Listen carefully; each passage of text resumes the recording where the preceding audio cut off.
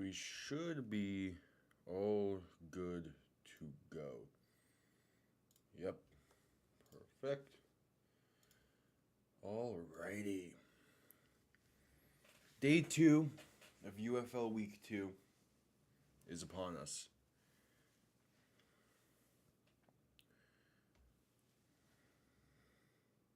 Do we really have Jordan Travis as a 10th ranked quarterback?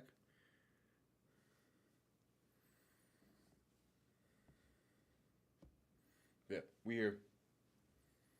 Yesterday, hell of a start to week 2 yesterday. I mean, just two incredible games yesterday from the UFL. If anyone missed it, San Antonio won due to outscoring Memphis 20-3 in the fourth to come back down 16-0. And then St. Louis won on a game-winning field goal in what was just an all-around great game. Arlington St. Louis lived up to the hype.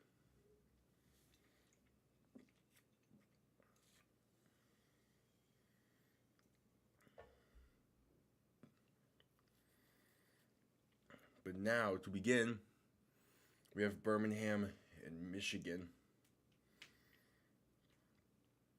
That kicks off very soon.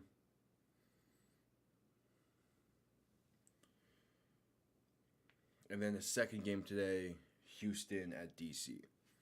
So similar to yesterday, I am probably most looking forward to Houston at DC because I'm excited to how the DC crowd is going to look.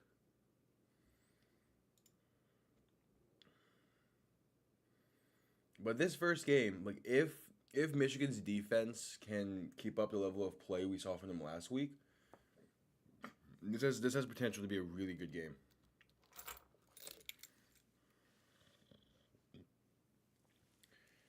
As I believe Matt Corral is still getting the start. He had a really good second half last week, Matt Corral. I still wouldn't be shocked if Birmingham is trying out the 2 QB system. Similar to what we saw of Arlington yesterday, where they have Adrian Martinez to be more of just a surefire mobile option.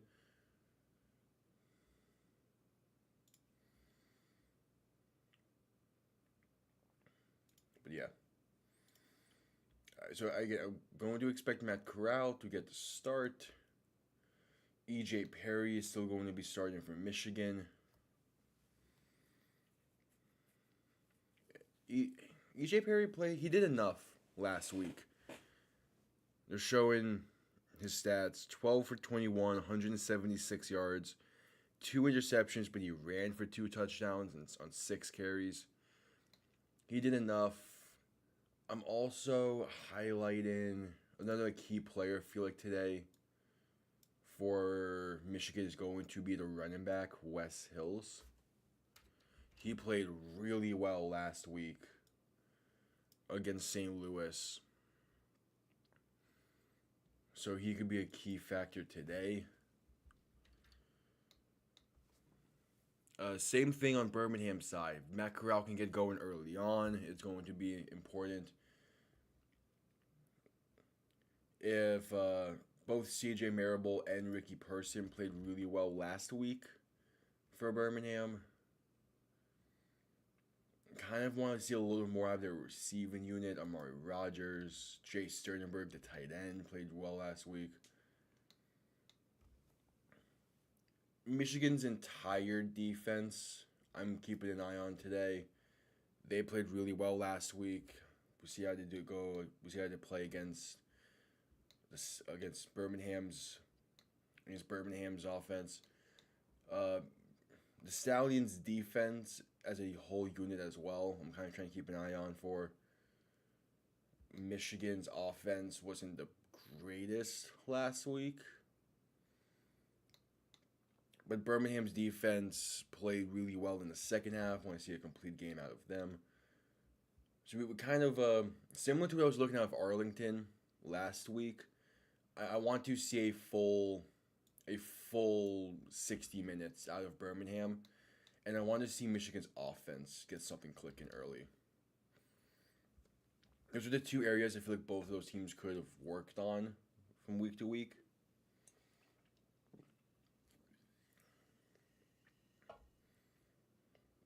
If they did, this game should be interesting. But that's the main thing. I need to see a full 60 minutes out of Birmingham, and I need to see a full 60 out of Michigan's offense. And if Michigan's defense can live up to how they played last week, they're going to be just fine.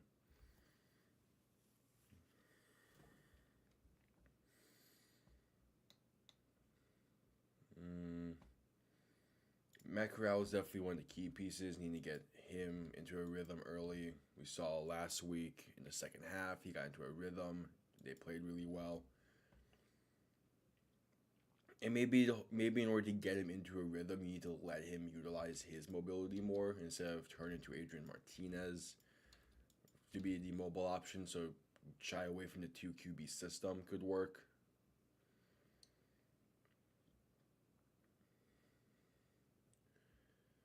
Yeah.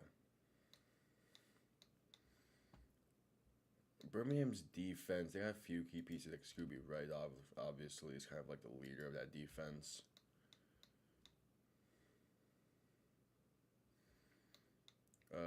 And then obviously another key player to watch today. Jake Bates for Michigan, their kicker. Hit a 64-yarder twice last week. His leg might be called upon again today. We shall see. But it is one thing to hit a 64-yarder. Most NFL teams aren't going to be asking him to hit a 64-yarder during the season. Of course, some might, but the majority are probably more so going to be like, are you consistent from 40, from 50? That's more so like where you need to be the most consistent from if you're an NFL, if you want to be an NFL kicker.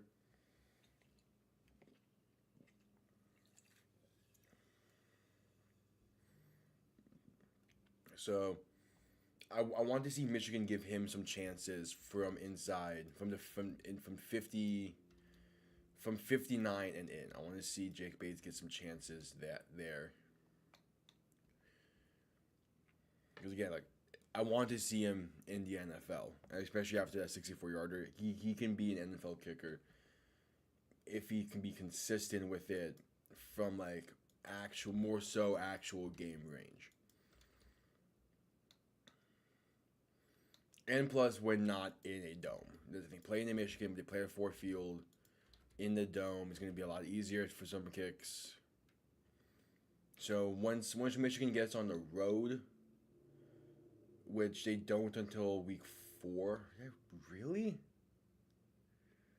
Damn, okay. Having 3 home games to start the year. Definitely interesting for Michigan. Okay, Birmingham is at home next week.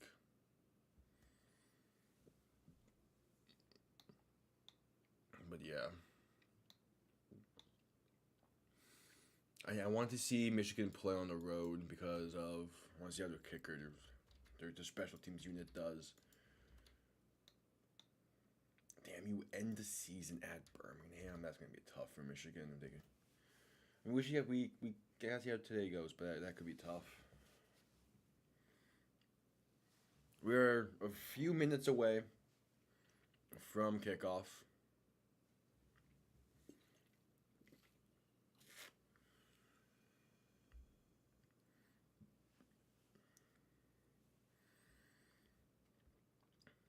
But yeah.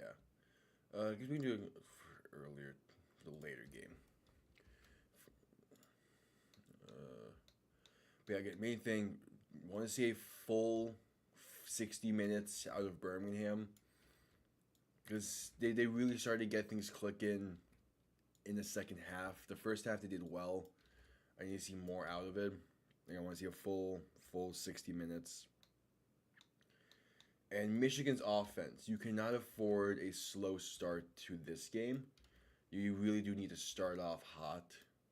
So there's a chance they decide to get the ball first if they're able to. just to try to gain that momentum. But it might be a better decision to gain momentum through your defense early on, as your defense what played really well last week. So it's gonna be interesting to see the strategy there for Michigan, as it is officially noon over here on the East Coast, meaning we are, I think, like 10 minutes away from kickoff because that's how game times work. It's dumb, but that's how it works.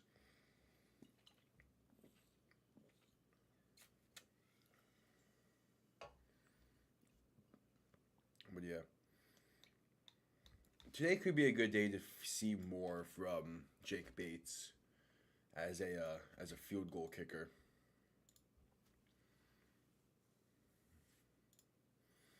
Purely for the fact that Birmingham's defense might force them to kick some field goals that's not from 60 plus. It was impressive, but again, to be consistent, you need to be able to hit from the fifth from like the 55 in range.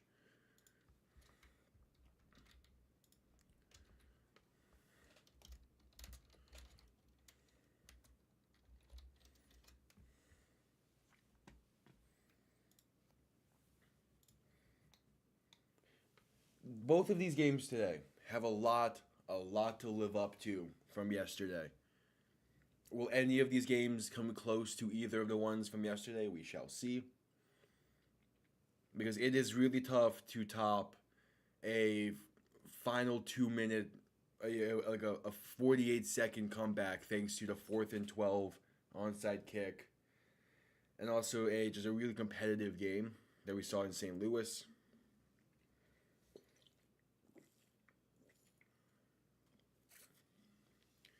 As here come the Michigan Panthers, and is their mascot just a Lions mascot without the mane? That would be that would be hilarious. Yeah, both teams fighting to stay undefeated will be alone at the top of the USFL conference, thanks to Memphis's loss yesterday. And a win can go a long way. This is both of these teams' first interconference play, no, first conference games, as they both played XFL conference teams last week. So again, this one can go a long way. And they faced each other today. They face each other to end the season. The schedule is interesting. So Birmingham, their run game and the way they want to run the ball is interesting. Again, they rely a little bit on a mobile quarterback from times, but for the most part, he's very up the middle, very inside zone. Michigan did a great job against the run last week, and we saw from yesterday that St. Louis can have a really good run game. So Michigan being able to stop the run can be important today. Force Matt Corral to throw. Because while yes, Corral ended up having a very solid game last week, it was a struggle to begin the game. So if you can keep him off rhythm throughout the entire game, I feel like that's where you're going to find some success. Part of the issue that Arlington faced last week was they allowed Corral to get into a rhythm right before halftime, and he just carried that momentum into the second half.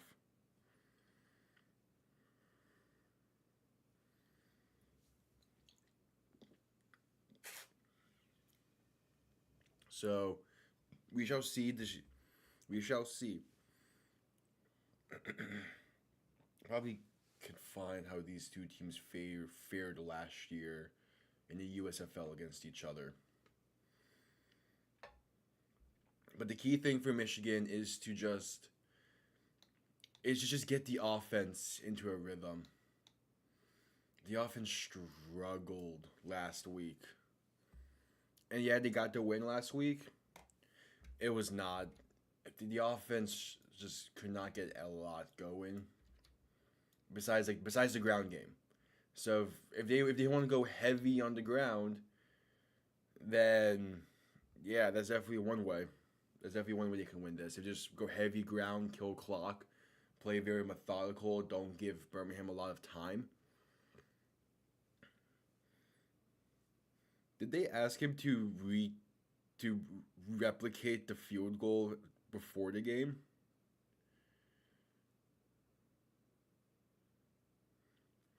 I mean, it kicked. Yeah, so it seems like pregame they had him kick these 60 plus the 64 yarder again, or maybe just interviewing him. Probably just interviewing him during his warm ups. Jake Bates got a lot of leg on him. It is damn impressive. Now, of course, being interviewed while you're trying to warm up before the game, maybe that could mess you up, but we shall see. Again, I want to see him called upon for a more traditional NFL field goal attempt. Because like those 60 plus yarders are generally only gonna be asked to do it in that situation where there's like the only chance to win. I want to see him try. I want to see him hit from 40s, from the 50 range. As Michigan will start off with the ball, so that's I like the plan of attack.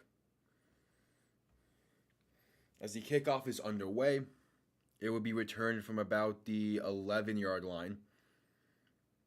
I'll pass the 25, going to be taken down around the 27, 28-yard line. So we're going to see E.J. Perry first. And again, he struggled last week. Like, legitimately struggled last week. So we shall see how he handles things today. Birmingham's defense should be good as well. He's in shotgun back to his right. Going to hand it off, and Wes Hills trips for about minimal gain. He had an opening towards the right, but it just a turf monster got him. He tripped. It will be second down now. So yeah, it seems like they're going to rely a little bit more on the run game. I do like that strategy from Michigan.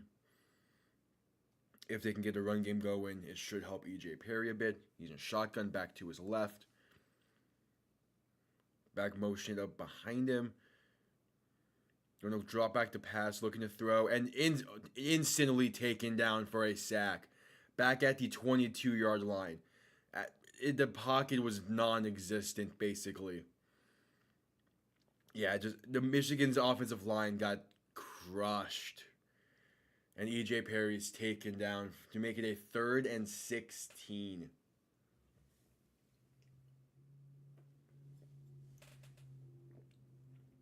Not how you wanted to start. Being backed up to a 3rd and 16. Now you're going 5 wide. E.J. Perry alone in shotgun. Gonna drop back, looking to throw. Throws it, batted at the line. There's gonna be a flag on the play. Batted at the line. Seems like one of the O linemen might have caught it. And then might have gotten it ripped from him as he was being tackled. There's commotions going on post-play. The lineman who caught it is limping and is hopping off the field. There's a flag on the play. So that was Noah Johnson, who I believe caught the tipped pass. So the penalty is hands to the face on Michigan. So they're going to be a 10-yard penalty, replay the down. So it's going to be a 3rd and 26 now. That was a really weird play besides that. It was tipped at the line. The center caught it, ran for 5-6 yards.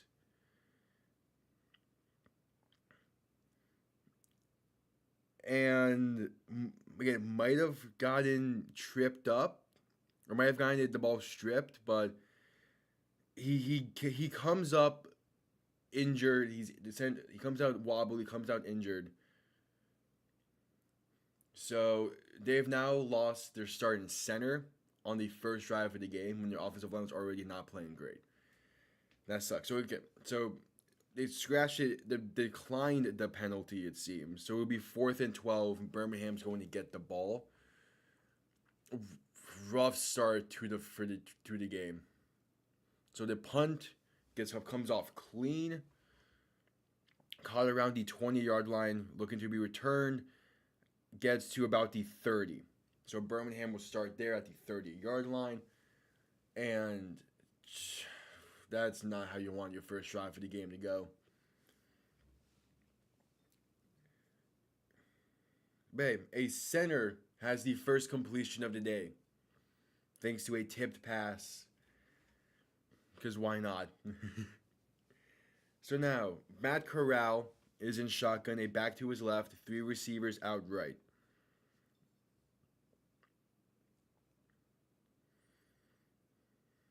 Going to hand it off and is going to be up the middle for about 2 yards. That is CJ Marable on the carry to bring it to 2nd down. Michigan was already going to be in a tough spot today because of kind of the difference in level of play between the two teams. Losing your starting center on the first drive is not going to be good for their offense. Now their defense needs to do something as it's 2nd and 8, Corral and shotgun back to his left, 3 receivers out right. Dropping back to pass, looking to throw. He's going to dump it off to his running back who going to be taken down for a minimal gain. Maybe to give him a yard on it. That's CJ Marable on the reception. Michigan sent a corner blitz from the left. It dialed up well, forced Corral to just check it down. So it was going to be 3rd and 7.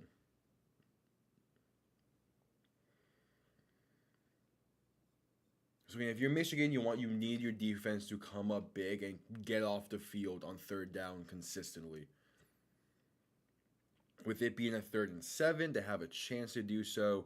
Corral and shotgun back to his left, 2 receivers out to each side.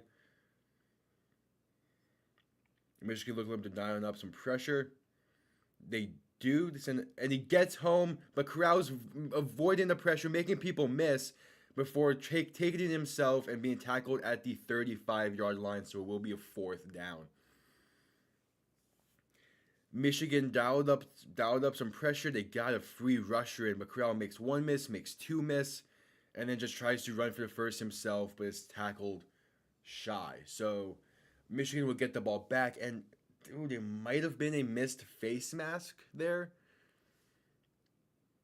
But either way, 4th and 5, only a gain of 2 on the previous play. So that will see Michigan getting the ball back. And 2 quick 3-and-outs from both offenses.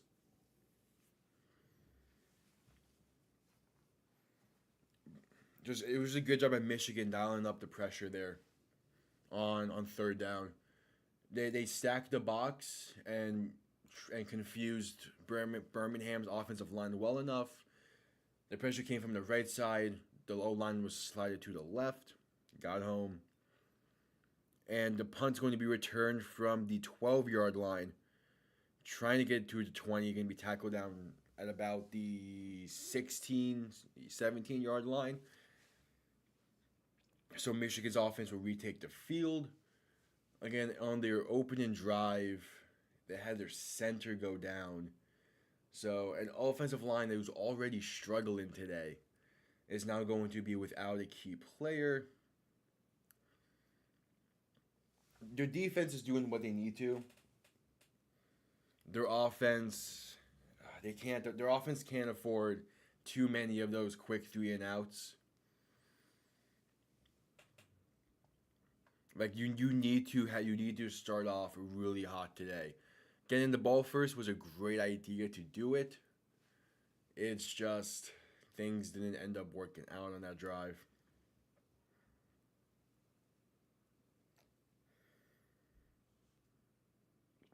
I still want to see them try to get the ground game going. Getting a solid run game for Michigan is going to help them out a lot. So, especially with how EJ Perry played last week, you need to get a ground game going to make his job easier.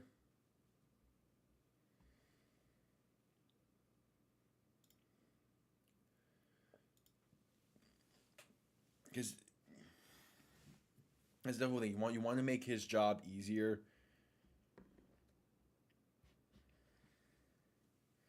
So a ground game helps that out a lot.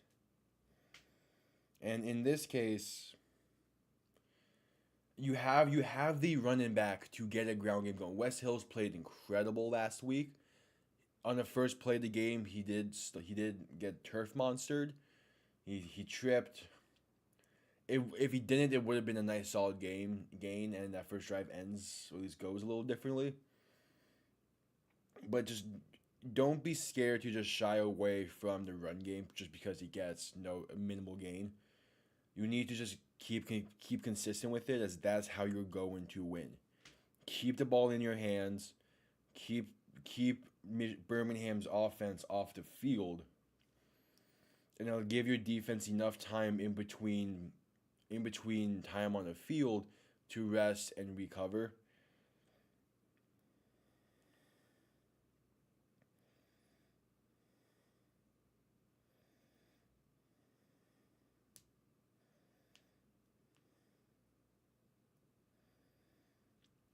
As we're back from the commercial,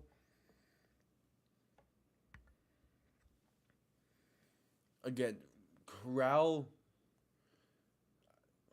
Michigan just dialed up blitzes really well on their first defensive drive, so that's why they were able to force the 3-and-out.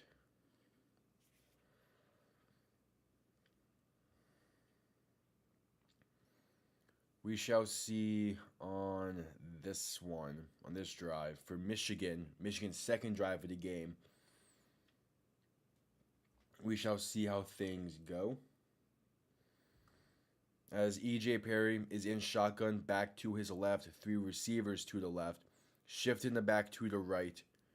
Gonna look back to pass, thrown over the middle, and incomplete. Pass was intended for Marcus Sims. I mean, it it was just a blanketed coverage. The defender was all over him. Wasn't really the best option, but Birmingham is going to be getting some pressure because of the O line play of Michigan. So in shotgun, back to his right, two receivers left, back shifted behind him. Second and 10, going to hand it off, trying to get towards the outside, and is unable to. Going to lose a yard on the play. That was a corner bullied one of the O linemen back to be able to make the tackle for loss. So it's going to be another third and long for Michigan. I mean, an O lineman cannot be getting pushed back by a corner there. So 3rd and 12, we can say a loss of 2. EJ Perry alone in the backfield, 5 wide, looking to throw. Throw and pass just batted away. Pressure was there nearly instantly.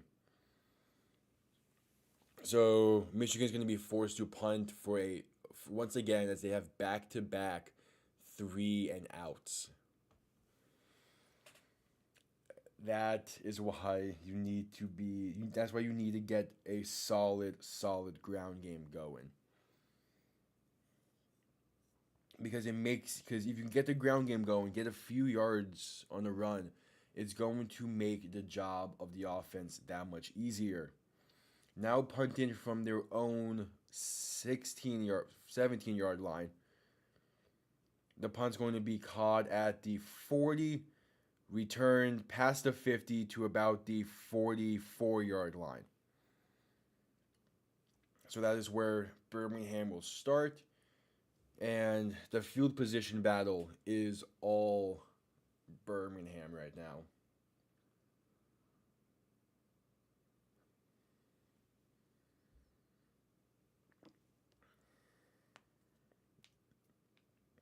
So yeah, later today, we're going to have Houston at DC.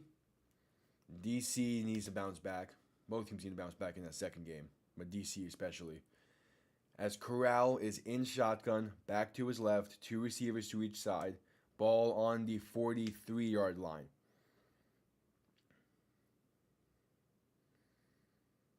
Corral going to hand it off up the middle, going to be past the 40 to about the 39.5-yard line. That was CJ Marable on the carry to make it second down. Again, I like the commitment to the run that we're seeing out of Birmingham so far today. It's still very early on, I know, but they're trying to commit to the run and get that going. As Corral in shotgun, back to his right. And going to hand it off up the middle. Has space, has a hole past the 25 to about the 21-yard line. Big time carry for CJ Marable. Found a hole and was into the second level with ease. And that's what I mean. You get the run game going with big plays like that. And from there, you're able to hopefully see we're able to get the offense going through the passing game as well. We shall see what they end up doing here. Right after the run, they're in shotgun back to the left. Three receivers out left as well. They're going to hand it off once again. Has some space up the middle. Going to get past the 20, pushing his way to the 15-yard line. A gain of about 6.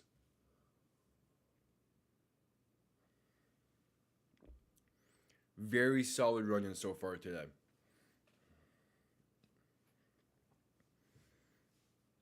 And that's what you're looking for when you need getting your offense into a rhythm. You need to look towards the ground game. They're able to do it so far. So 2nd and 4, 7 minutes left in the first. Three receivers out left. Corral in shotgun and back to his left.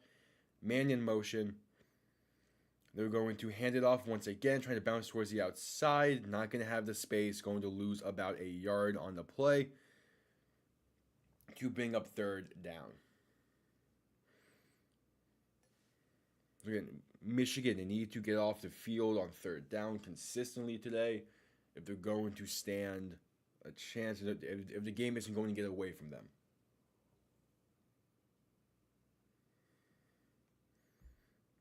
So now 3rd and 5. Ball on the 16-yard line. Corral alone in shotgun. Going to look to pass with 5 wide. Throw in, going to be incomplete. Threw it in between two receivers, not necessarily near anyone. So that will be 4th down. Michigan gets off the field successfully. And out trots the field goal unit. And Chris blew it.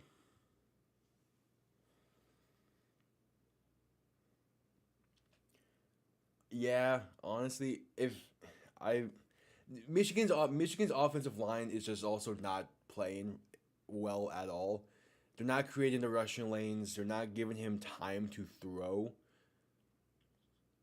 I mean, what you have 3 pass attempts as the field goal is up and good. So Birmingham's going to take an early 3-0 lead. But like the offensive line is playing terribly. I mean, two of your first 3 pass attempts being batted at the line. That's not good. They need to get him out of the pocket more on designed bootlegs and scramble drills. That's how they're going to get him into a rhythm. Get him out of the pocket, have him hit a quick flat, maybe an out route, a crosser, or something. Can't have him be sitting in the pocket though. Because I mean, like you need to give him confidence, gain him some momentum. That's the best way to do it. Or hell, just do some quick hitters. That was the talk yesterday. When San Antonio was struggling in offense, is you gotta just do some quick hitters over the middle to gain some momentum going and move the ball down the field. And like EJ Perry just isn't able to get the ball out.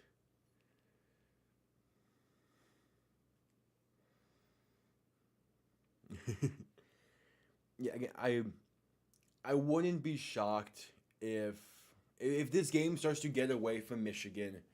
I wouldn't be shocked if we see Danny Edling. The question is, how long will it take for the game to get away from them? Because they have a pretty solid defense.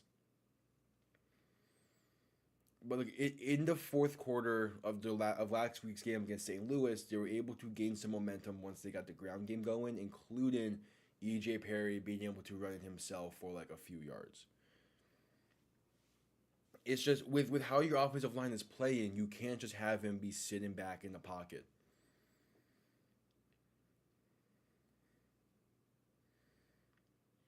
And especially in third play of the game, you lose your starting center, or your starting center gets injured.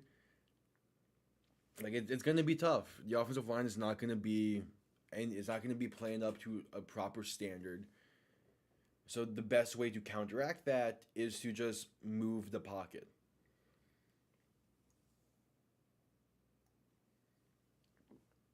And the best ways to move the pocket is if you can get the play action going, you can move the pocket that way. Or just designed, hey, get the snap, roll out right, and find someone quick.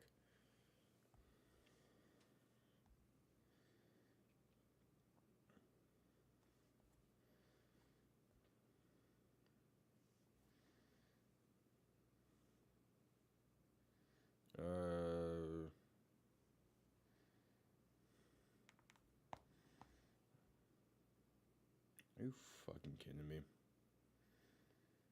Of course, now my YouTube TV decides to update. Give me a second.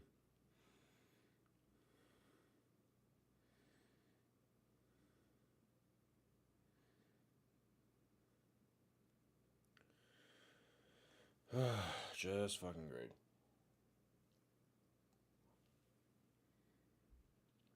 I could see Birmingham getting more into a rhythm quicker.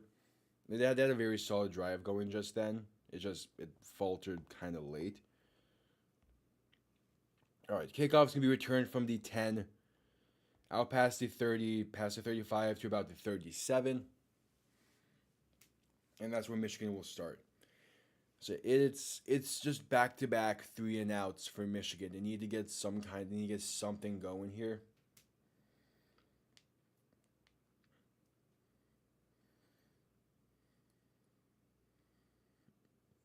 It's like they haven't really gained positive yardage today. Because you have you on the first drive you have a gain of one, a sack. It's just they need to get they need something to build off of as Perry is in short shotgun back behind him. They're going to hand it off and going to gain about 3 yards there. That's Wes Hills on the carry. And there you go. You have something to work off of now. You have a successful play.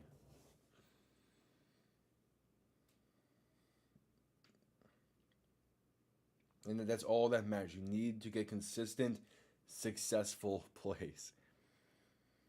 I know 3 yards isn't a massive play, but it's a successful play that you can build off of.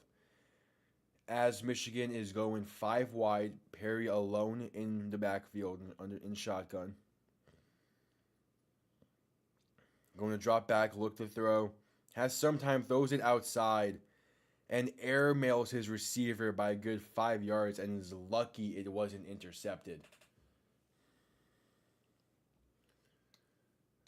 That was, yeah, try to throw a quick out route, and if the defender was looking the entire way, the defender got bumped by the outside most receiver, so he wasn't able to properly come back for it.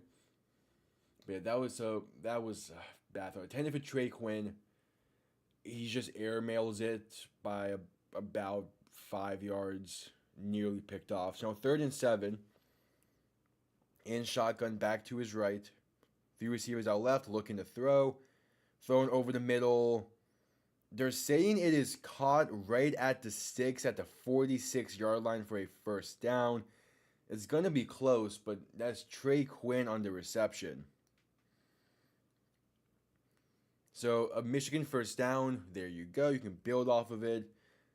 It was a good throw in a sense where it was where it needed to be. But you want to see some consistency on the accuracy for EJ Perry. The official spot, due to the true line measurement, is 0.4 inches short. But they're just giving him the first down, it seems. EJ Perry looking to throw, has a man going to be caught for the first down near the 43-yard line. That is Devin Ross on the reception. So they move the sticks once again. Ross was wide open, but the throw was low. He had to dive down for it. Couldn't get back up and run for more. And that's where I'm talking with the consistency for the accuracy. So in shotgun, back to his right. Perry going to drop back, looking to throw. Throwing, going to be caught by a wide open receiver. Going to get the first down and more down to about the 30-yard line. That was Marcus Sims on the reception. And Michigan is finding a groove. Quick hitch route and allow him just to catch and run. That's the thing. You're finding a rhythm here. You're finding some momentum. Got to cap it off here. You're in field goal range at a +30, as Perry's going to look to throw. Has a man blindside sacked, untouched. That is number 54, Taco Charlton on the sack. I never thought I would see that name again, but Taco Charlton gets the sack. Former first-round pick comes in untouched from the left side for the sack. Wow. Okay. Never thought I would see that name again. Anyway, 2nd and 16, 5 wide. Perry alone in the backfield, looking to throw, going to step up, going to take it himself, gets the yards back on the sack, and more sliding down at the 26-yard line. So 3rd down and manageable. They gave him the entirety middle of the field to run. He just took it. I was wondering what Taco Charlton was up to recently, because he played like a game, I believe, or at least was on like the preseason roster for the Dolphins. So yeah, seeing him in the UFL is kind of funny. Anyway, EJ Perry in shotgun back to his left. 3 receivers are right on 3rd and 6. Birmingham sending a blitz, going to throw it outside quick, going to be caught for the first down to about the 18-yard line. Marcus Sims on the reception, and they move the sticks. Right, Taco Charlton was a first-round pick. I'm not making that up. He was on the Dolphins. I should properly know a decent bit about him. I believe he was a first. I'm pretty sure I saw that storyline. It was like Miami now has like 4 first-round picks on the D-line, and 3 of them haven't played a full game. Because that was in a weird era for the Dolphins football. As Perry's going to hand it off up the middle for about 2 yards. Yeah, he was drafted by like the Cowboys. He ended up in Miami at some point. I wouldn't be shocked if he also had a stint in Tennessee, just because that seems to be a trend of older Dolphin players now. Cameron Wake, Ryan Tannehill, they ended up in Tennessee. I'm still upset Cameron Wake hasn't retired a Dolphin yet, but that's besides the point. Ball on the 16-yard line now, 2nd and 8. EJ Perry in shotgun, going to look to throw. Going to throw it out quick, and it is dropped. That was Nate McCrary on the intended receiver. Out the backfield, it is dropped. Would have been close to the first down. And I believe that will bring us to the end of the first quarter. But currently the clock is snipped. End of the first quarter. So after 1, the score is 3-0, and Michigan is inside the is about the 15-yard line. So as we go to commercial break for the swapping of quarters, I'm going to look up Taco Charlton. I'm curious now on all the teams he played for because that's a good immaculate grid player, I believe, or at least would be a good crossover grid player. As I prefer crossover grid.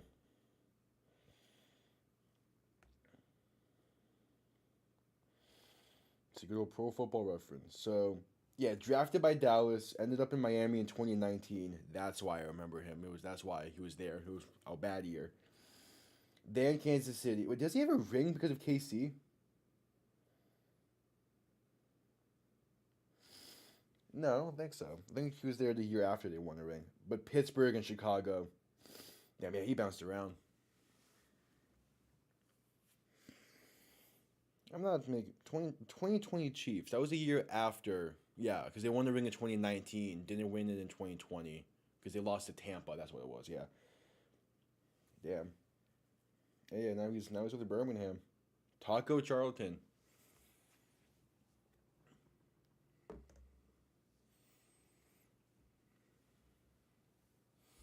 Again, never thought I would be calling that name on one of these play-by-plays, but here we are. Welcome to the UFL.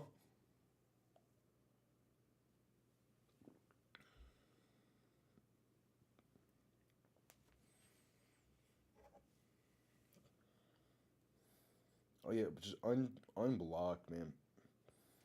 Oh yeah, I forgot to double check that other thing. Uh, yeah, he was a first round pick by Dallas in 2017. Who did Dallas pass up on 2017 to pick him? Oh, they passed up on T.J. Watt. Cool.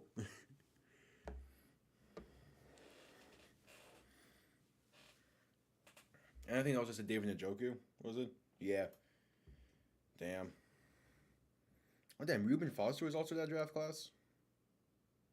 The more you know about 2017.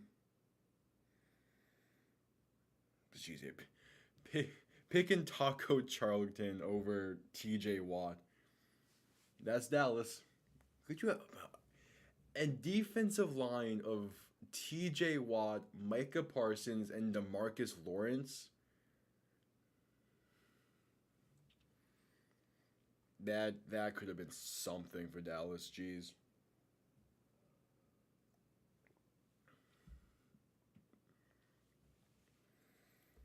Anyway, ball on the 16. First play of the second quarter.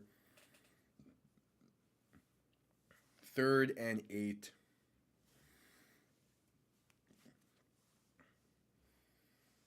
EJ Perry in shotgun, a back to his right. A bunch set. Gonna look to throw. Throw it over the middle. Ball is tipped and intercepted. Gonna be returned to the 24. It was tipped at the line and picked. You can't afford to have that. Jeez. That's not even EJ Perry's fault. He threw the right. That's the right read. And it's just tipped at the line, ends up behind the intended target of Marcus Sims, and right into the hands of A.J. Thomas for Birmingham. Yeah, just tipped at the line. That was Jordan Thompson tipping it at the line. Unfortunate for Michigan. That was a great drive as well. So now Corral in shotgun back to his right. Going to hand it off up the middle for about a yard, maybe two. That was Ricky Person on the carry.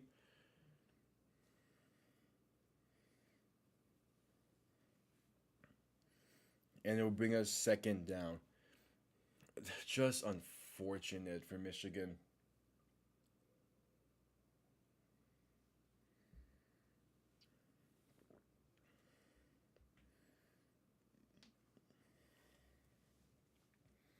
So 2nd and 9, gain of 1. Corral and shotgun going to look to throw.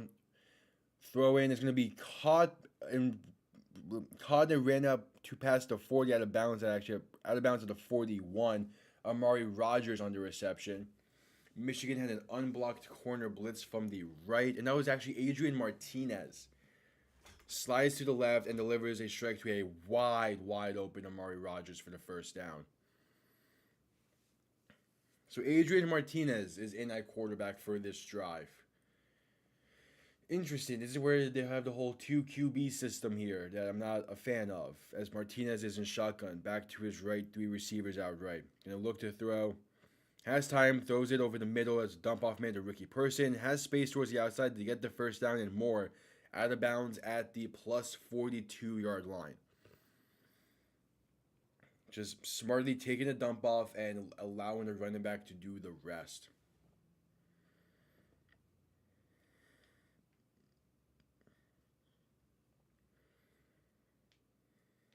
So Adrian Martinez is now in. It gives him a little bit more of a mobility factor. Well, yes, Corral is mobile. Martinez is a little more mobile. As he's in shotgun, back to his left, 3 receivers out right, 1st and 10, ball on the 42-yard line. Gonna drop back, looking to throw. Gonna step up in the pocket, has space to run if he wants, he does, and gonna get the first down and a lot more. Down at the 20, 15, down and tackled at the 13-yard line. Using his burst of speed to get 30 plus on that play. And had so much green grass there. And would have scored if Amari Rodgers held his block long enough. And that's where I'm talking about. Like Adrian Martinez gives you a second dimension to the passing game that Matt Corral does, but not as efficiently. As Martinez in shotgun back to his left, Michigan going to try to send some pressure. There is a flag on the play. And it's going to be a false start, pushing Birmingham back.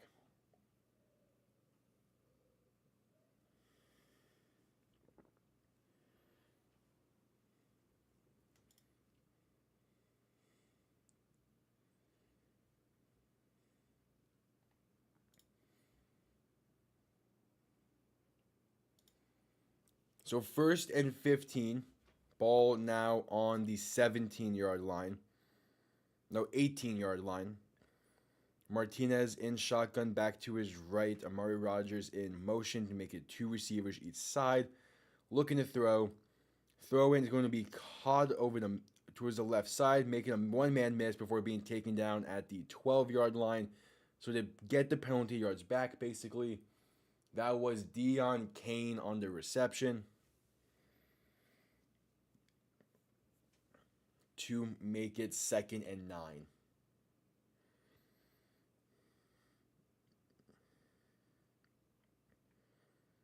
So 11:35 left in the first half. Birmingham is in the red zone with a chance to extend this lead. Martinez in shotgun back to his left, 3 receivers out right. Back in motion now towards the right, gonna look to throw. Thrown over the middle, tipped and incomplete. Ball was tipped at the line and fell harmlessly like 5 yards into the end zone.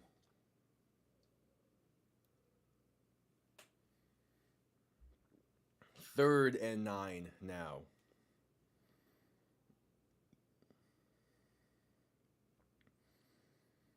Corral has his helmet on, waiting to get back into the game. Most likely on the next drive, I would think. Who knows? 3rd and 9, 11 minutes left in the half. Ball on D12, needing a stop here to keep this a 1-possession game. Looking to throw the dial up a blitz. Martinez rolls out to the right to avoid it, trying to find someone and just throws it away, basically. It's hit off the chest of Gary Jennings, but just there's blanketed coverage. No way that was going to be caught. So it will be 4th and 9. Michigan dialed up the blitz well. Martinez, with his speed, was able to avoid it and was able to get a throw off to try to make a play out of it. Just falls incomplete. So it's going to be a 30-yard field goal attempt to extend the lead.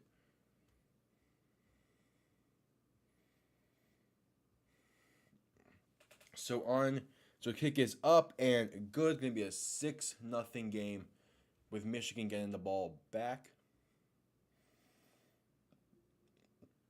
So Michigan had a very solid drive going for them previously. EJ Perry was making the correct reads, was throwing the ball well and accurately for the most part. But it ends thanks to a ball tipped at the line and picked. So now we get to see how to do what they decided to do on this drive. I wouldn't be shocked if they let Perry still keep throwing it. As again, like that pick was not his fault at all. It was the correct read. He threw it to the right receiver. It's just tipped at the line. It was a good. It would have been a good offensive play, but it was just a better defensive play by the D lineman.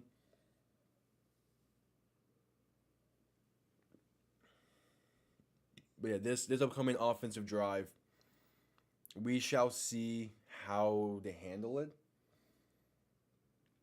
Because I was imagining they would just stick to what was working for them previously, which was getting the ball out of Perry's hands quick enough, but still deep enough for it to be a solid chunk of yards each time.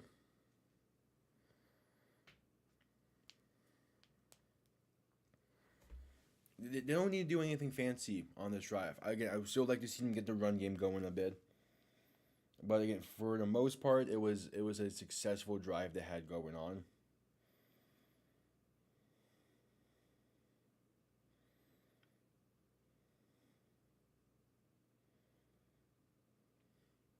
So we shall see. They definitely need points on this drive though. You were in the red zone, a very successful drive.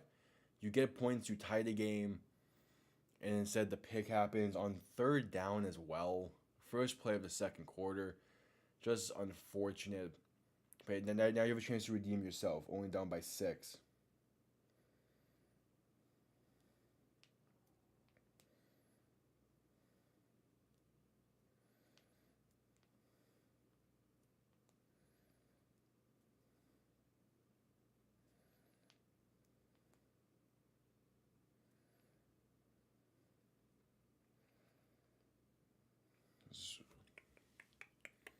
Still that commercial.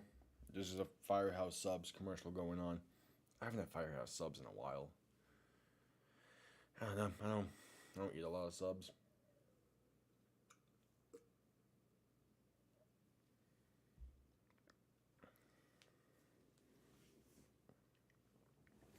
All right.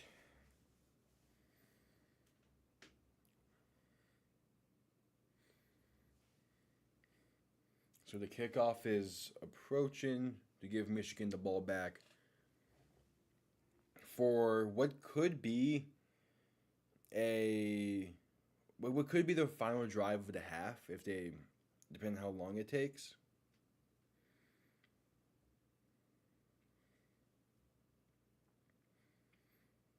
As here comes the kickoff, it is being sent down to be returned starting at about the 5-yard line. Out past the 20, out past the 30, tackled it around the 33-yard line. All right, so now EJ Perry needs to just finish the drive properly here. Again, the pick wasn't his fault on the previous drive. Is just you need to have a successful drive here.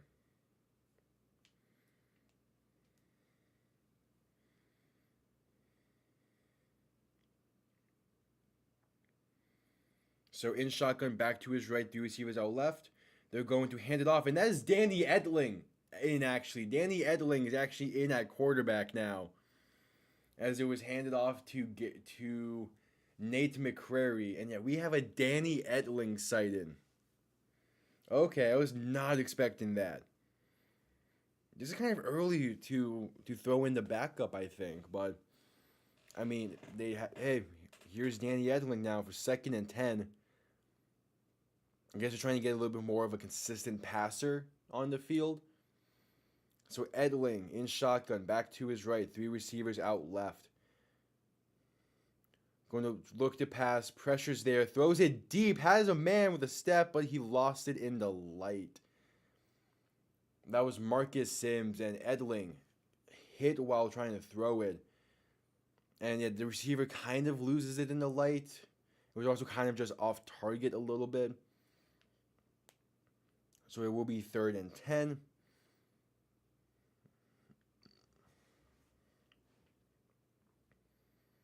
But yeah, Danny Edling. all right, Bob Flash, you do that. I was not expecting Edling to be in the game though. So in shotgun, a back to his right, 3 receivers out left, 3rd and 10. Gonna look to pass. Michigan's Birmingham sending 3, rolling out to his right. Has space to run if he wants. He's going to, besides a late. Makes one man miss and fumbles. Recovered by Birmingham. Is going to be returned to about the line of scrimmage before being taken down. And Birmingham will have the ball back. He wanted to pass it, chose to run it kind of late. Still makes one man miss. And yeah, just from behind, the ball gets forced loose and recovered pretty seamlessly by Birmingham. That was Kenny Robinson on the fumble recovery. And this game is going to start getting away from Michigan.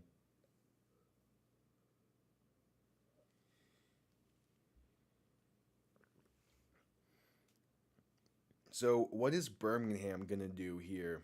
I think a quarterback in shotgun. It is Martinez still in the game. Going to look to throw. Throws are going to be caught by number 16, Benjamin Victor, for I think minimal gain, if any yards there. Martinez ran back.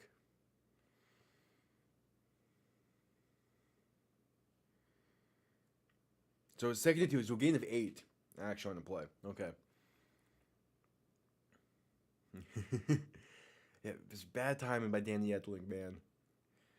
So Martinez in shotgun, back to his left. Gonna look to throw, and they're gonna hand it off, and it's going to lose 2, maybe 3 yards. So it's Ricky Person on the carry. Michigan sent the blitz, timed it well, 3rd down. That was a solid run by Danny Edling. It wouldn't have gotten the first, but at least was a solid run. It would have been something to build off of for the next drive. Just the fumble happens, and Michigan's defense now on 3rd and 4 can make a stop to still keep it a 1-possession game. 9 points is 1 possession in the UFL. Martinez is in shotgun, motioning to back out left, and look to throw.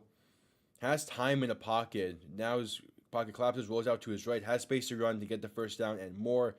Down to about the 23, maybe like the 17-yard line, I think. But 1st down either way. Had a lot of time in the pocket. And then once the pocket started to collapse, was able to utilize his speed to get out, create, and get the 1st down and more. Yeah, out of bounds at about the 18-yard line. So 1st and 10 from there. Martinez, ball on the 17. Martinez in shotgun, back to his left. Going to look to throw. Throws a high lobber, basically throws it away, basically. It was in the vicinity of Benjamin Victor, but again, for the most part, just a throwaway. As Birmingham is giving Martinez a pocket to work with, which is really all you could hope for as a quarterback. Just you have some kind of pocket to work with. He's working with it well. You're giving him time to throw. As Martinez is in shotgun it back to his right. Michigan's going to delay a blitz. The ball is handed off to Ricky Person for about 8 yards. So it will be 3rd down. And again, Michigan needs to try to get off the field on 3rd downs consistently. Give their offense a shot to do something within a 1-possession game.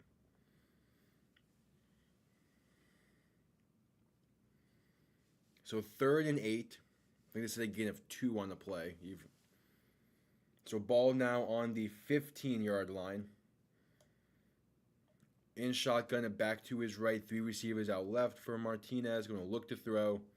Stepping up, throwing over the middle. It is dropped right through the hands of Marlon Williams. And that would make it 4th and 8. Correct read. He just drops it right through his hands. If he catches that, that's probably a touchdown.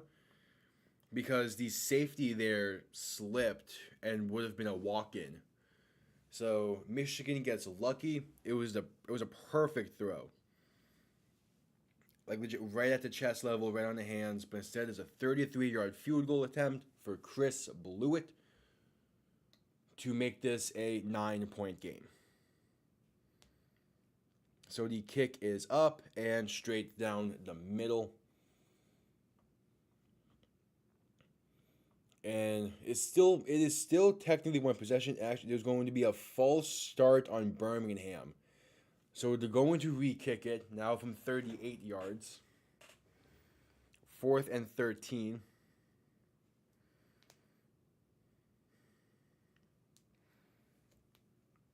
So now having to re-kick it 5 yards back. Still think he is still centered perfectly. Should be an easy one for him. Snap good, hold good, kick up, and straight down the middle. So yeah, 9-point game. Still technically one possession. But it's definitely Michigan is lucky this game is not getting away from them a lot more. This game could, because pretty much all the possessions that Birmingham has had that ended in points were from within the red zone, is where they stalled out. So this game could have easily been a lot worse. It being one possession at this point goes a long way to show Michigan's defense. So now the offense needs to do something here to give the defense some help.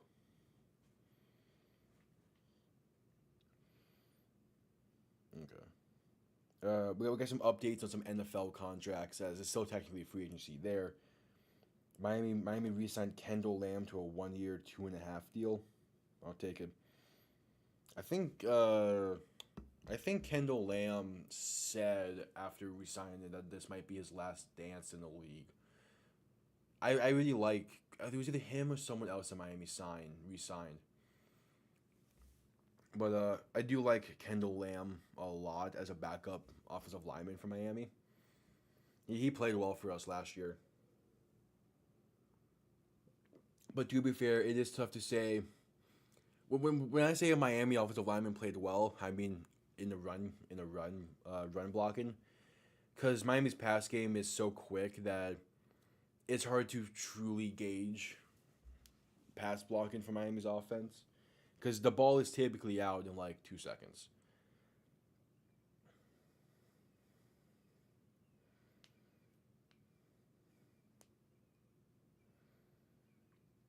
But yeah, Kyle Duggar, he got extended by New England earlier today.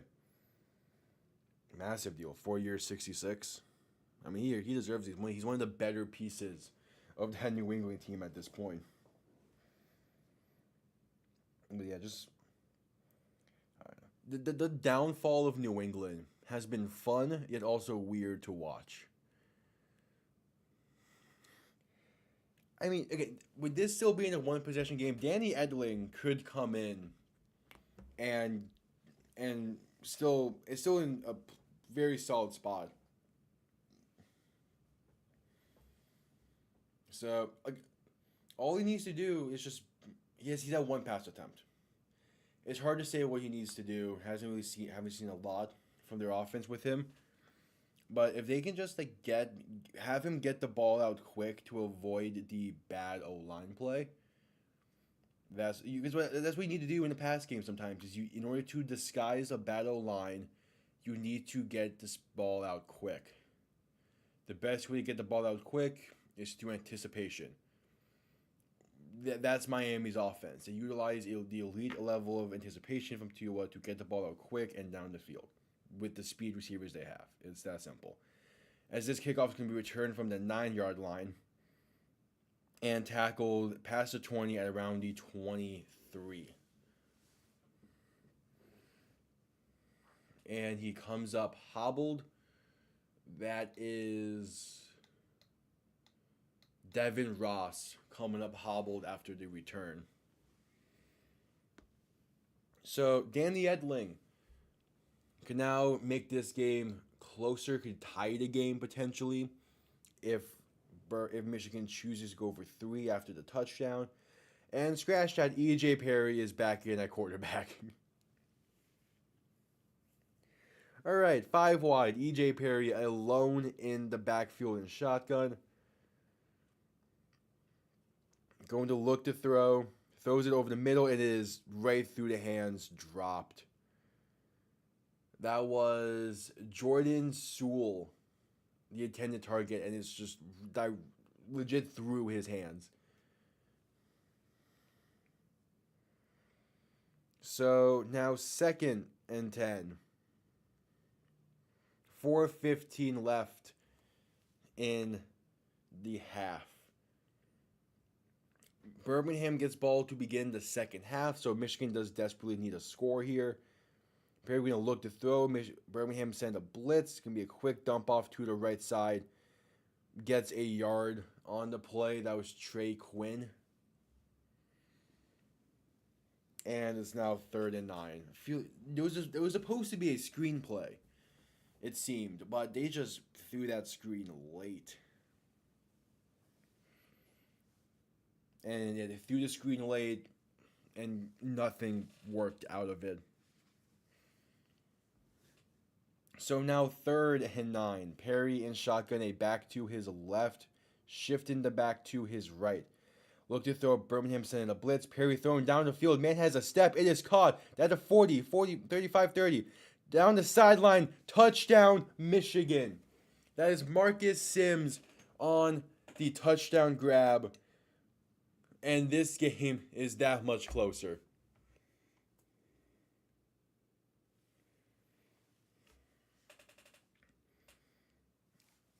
Just utilized his speed, had a step. That was Mark Gilbert that they beat there on the play. It just perfectly placed, and he was off to the races from there.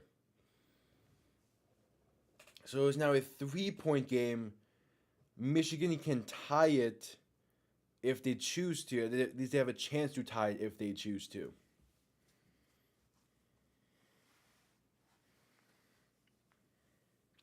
So they're going to,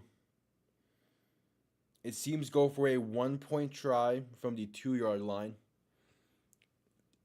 Bob Flash, I hate to break it to you. That was not Danny Edling. That was EJ Perry on for that drive.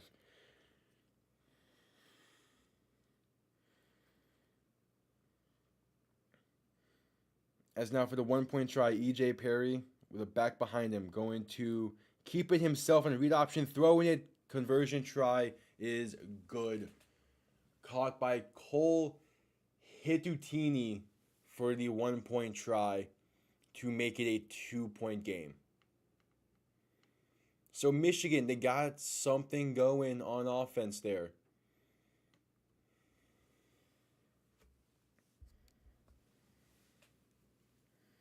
I wish that was Danny Edling who threw that pass, but sadly, sadly it was EJ Perry. I mean, okay, like he was playing well on the drive we threw the pick on. I don't know why they gave him that drive off the last one, but they did. He comes out the following drive and throws a dot for a touchdown.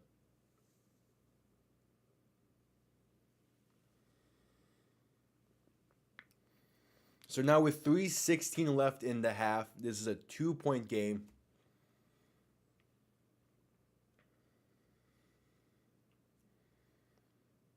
And we're going to see Jake Bates kick it away. Man was made a legend last week after the 64-yard field goal try that he hit back to back.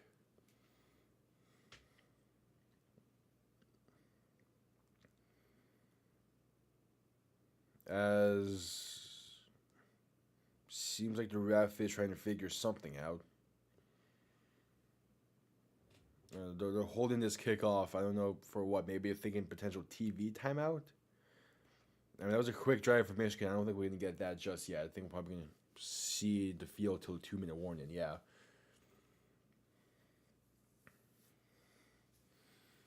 So Jake Bates on to send this one away. He was a kickoff specialist in college, so he has the leg to just demolish this ball down the field.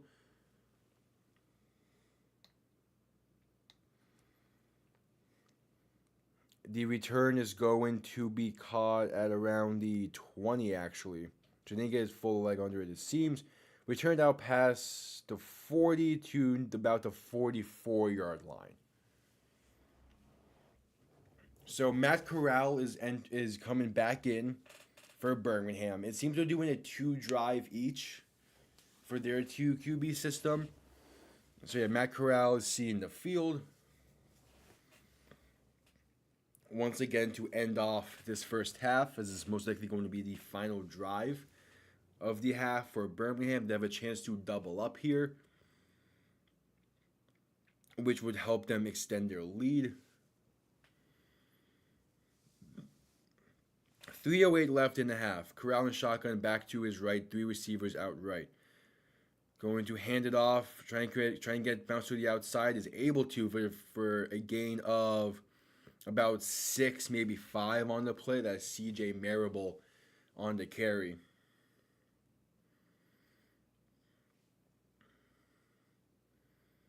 So now clock is ticking.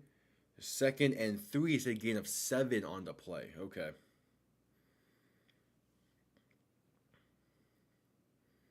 So Matt Corral going to be in shotgun, a back to his right.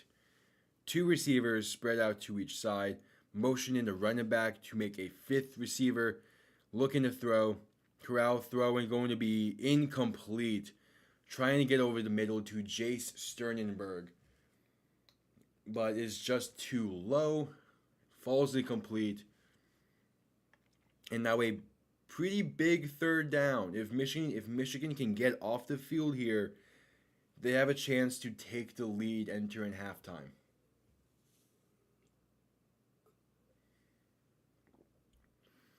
There's going to be the final play before the 2-minute warning, it seems, as well. So 5 wide set, Corral alone in the backfield, shotgun. Michigan is going to send some pressure. Corral throws one deep down the field, and it is dropped through the hands of Amari Rodgers. So it's going to be 4th and 3, and that's going to send us to the 2-minute warning.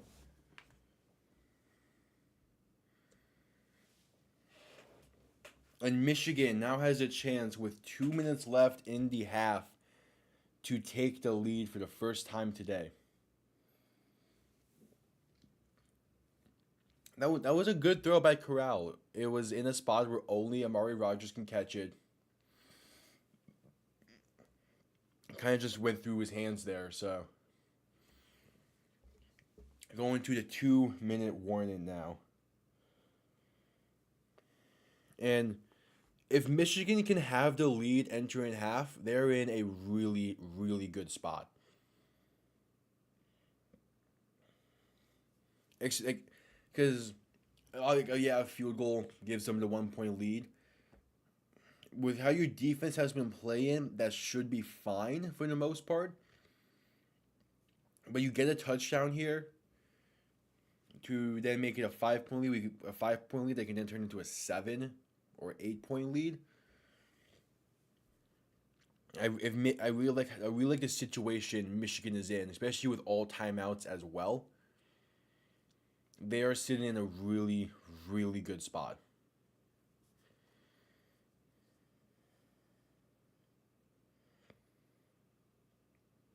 Okay, Claxton, I see you.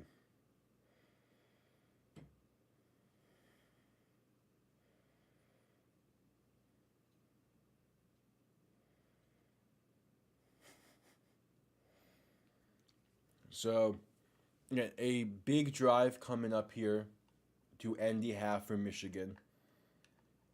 a chance to give them some momentum and give their defense a lead coming out of the half. So I definitely after that touchdown pass, I don't think we're gonna see Danny Etling much anymore today. He had his one drive. The fumble was unfortunate, but it's gonna be EJ Perry going forward. It seems.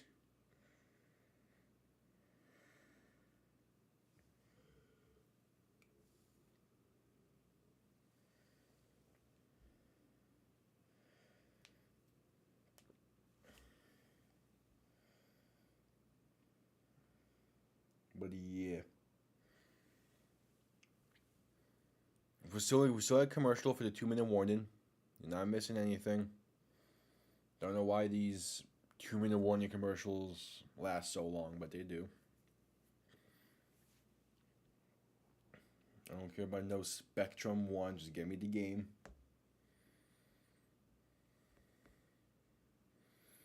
All right, we are back from the 2 minute warning after this SEC on ESPN commercial.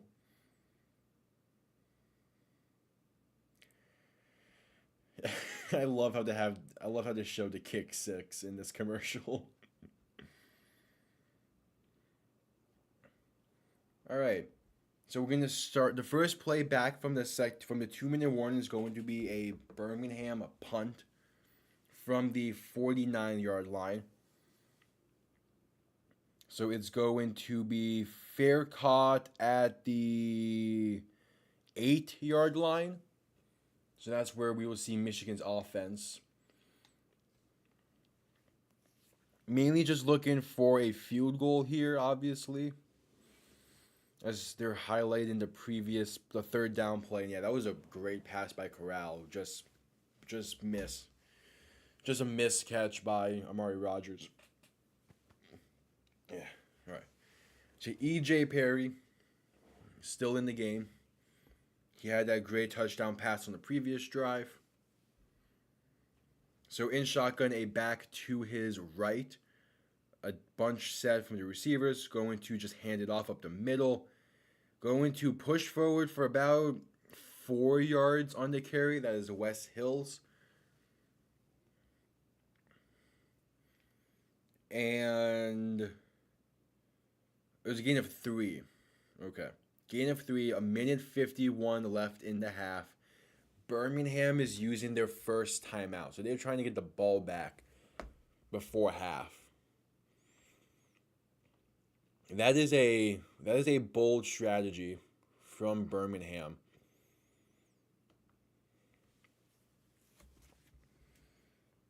Now, I don't think Michigan is in. I mean, maybe because they're backed up so far, maybe they're thinking just get it to halftime. But with how the under 2 minute rules work, there is still plenty of time for them to get the ball downfield, especially with all timeouts. So 2nd and 7, they added 2 seconds back to the game clock, so there's a minute 53 left in the first half. EJ Perry in shotgun back to his left, 3 receivers also out left. The back shifting to his right. Perry going to look to throw. Going to throw it downfield and incomplete. Slightly behind the intended target, nearly picked. Just seemed like the receiver was not. The intended target was Marcus Sims. And it just seems like he wasn't expecting the ball. Didn't really make a play on it. I mean, yeah, it was behind. If that was out in front, maybe he makes a play on that more. I don't know. He wasn't looking for the ball until late into the ball path. So 3rd and 7. Now back to his right in shotgun. 3 receivers left. Perry looking to throw. Birmingham sending the blitz. Perry going to try to step up and run. Instead, going to be sacked back down near the 8-yard line. So Birmingham is going to have 1 timeout and a minute 37. That's where that pass on 2nd down comes in as like I get the decision making because if that's caught, you're in a good spot to be in. But because it wasn't, you're now giving them a lot of time left with still a timeout to use.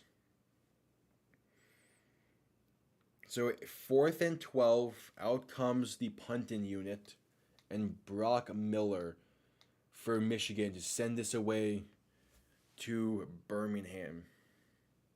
Birmingham. Guys, try pronouncing that G a little more. Whatever.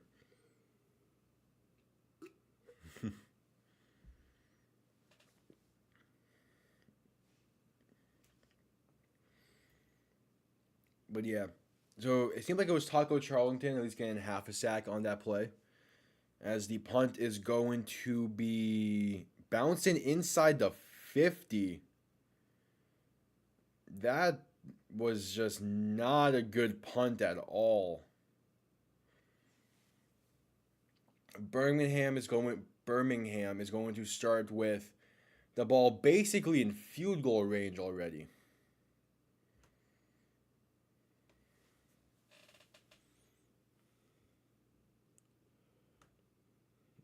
Yeah. They're going to start with the ball basically in field goal range already, or at least damn close to it, with a minute and a half left in the half and one timeout. So Matt Corral is taking the field. I do not get.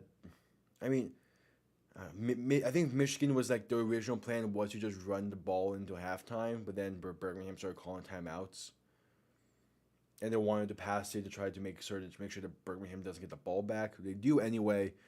Ball on the 43-yard line in shotgun, back to his right. Michigan sending a blitz. Birmingham looking to throw, gonna throw it incomplete. Attended for Benjamin Victor. Pass was broken up by Nate Brooks, and just not a great decision to throw that ball there. So 2nd and 10. Ball still on the plus 43-yard line.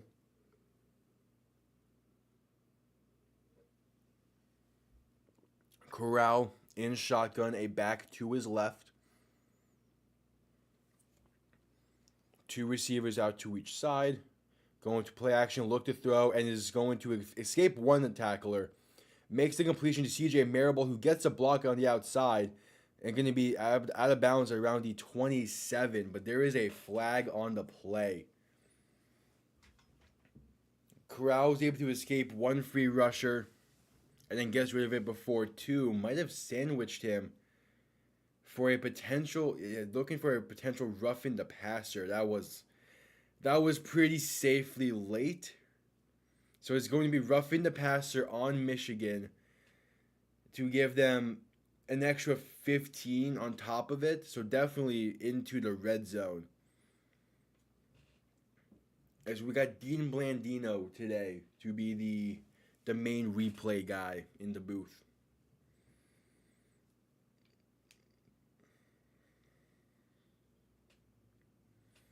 So now 1st and 10, after an already big chunk of yards on the previous play, plus a roughing the passer, means Birmingham will now have ball at the 12-yard line. A minute 18 left. Corral looking to throw. Going to roll out right. Actually going to look like he's going to keep it himself. Cuts inside. Spins, makes one man miss. Dives forward to about the 1-yard line. Corral utilizing his mobility a little bit. That was definitely a designed QB power. He broke into a hole, makes one defender miss. Gets down to the 1. Was 1st and goal. In shotgun, going to hand it off. Try to get up the middle. And it's going to lose a yard, maybe 2 on the play. And the clock is ticking.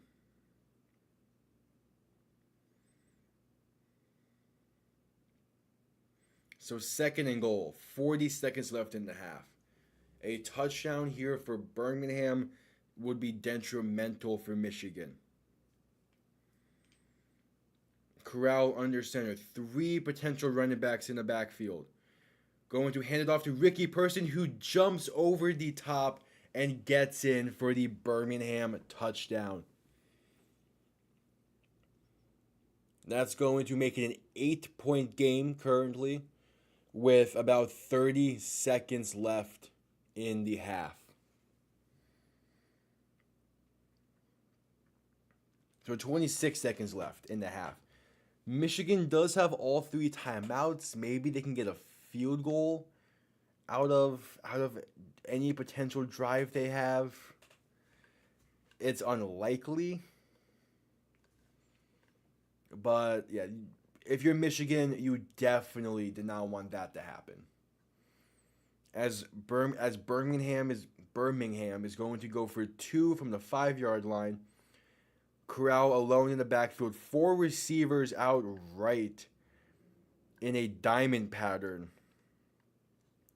Looking to throw, going to throw it left side, and what a catch! What a throw, what a catch. That was Kevin Austin on the conversion try to make it a 10-point game. And Corral places it beautifully right behind the defender into a perfect pocket for the completion. And this is now a 10-point game.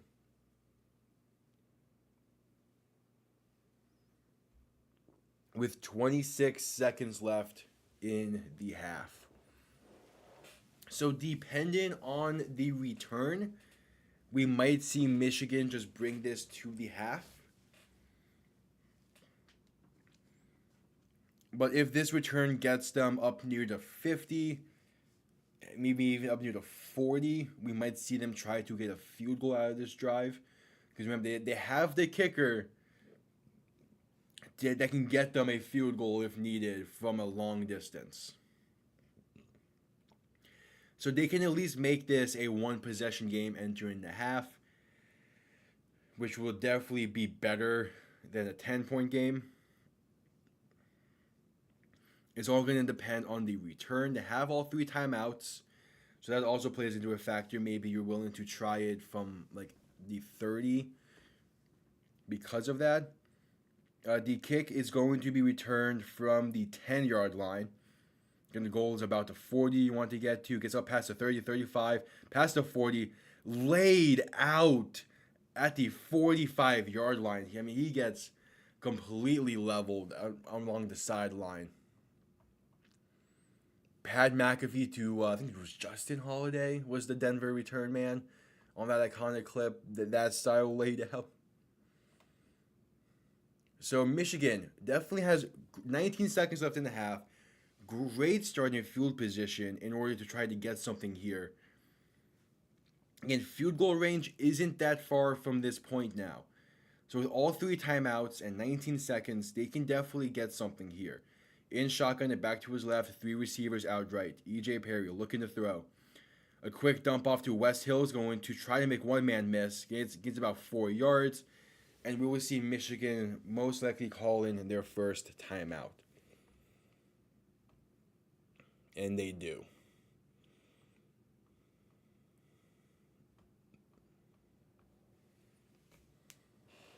So with 13 seconds left, okay, you need to get to probably about the 40 or in for a comfortable field goal try.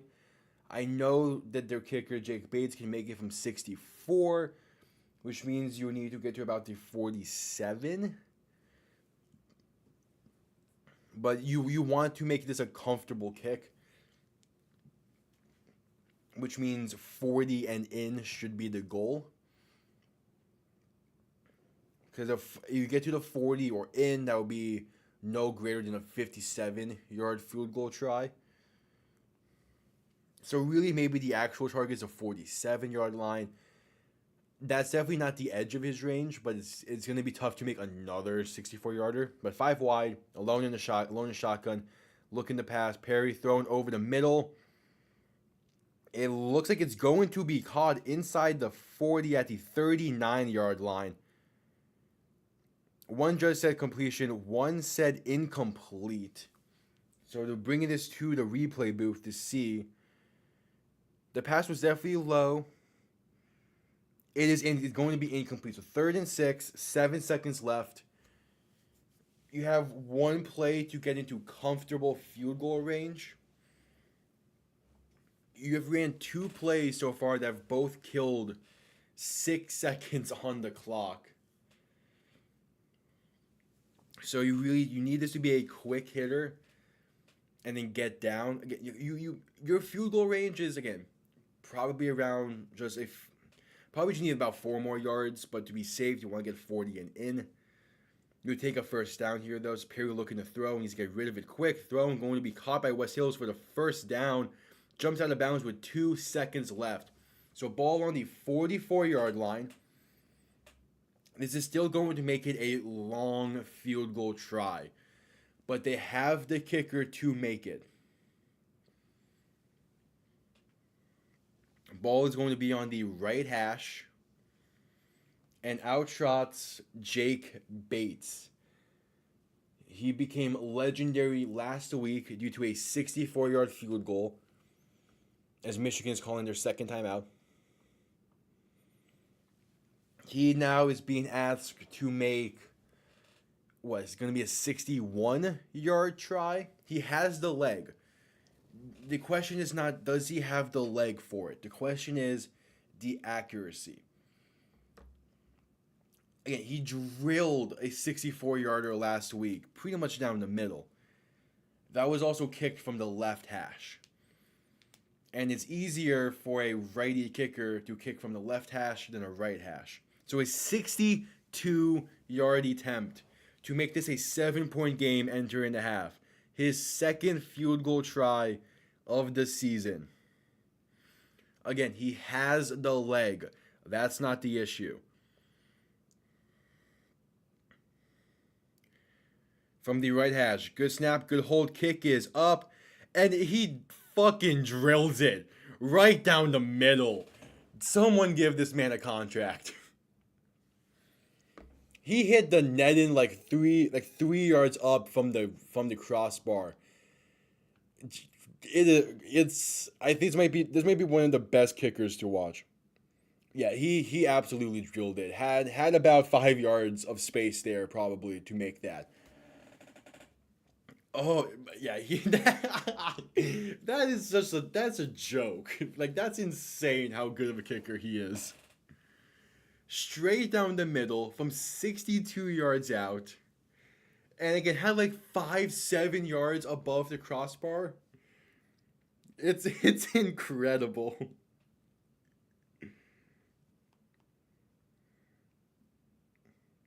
That's insane. I mean, wow. Like, look, what can you do with that? Like, as the opposing defense, what can you do against that?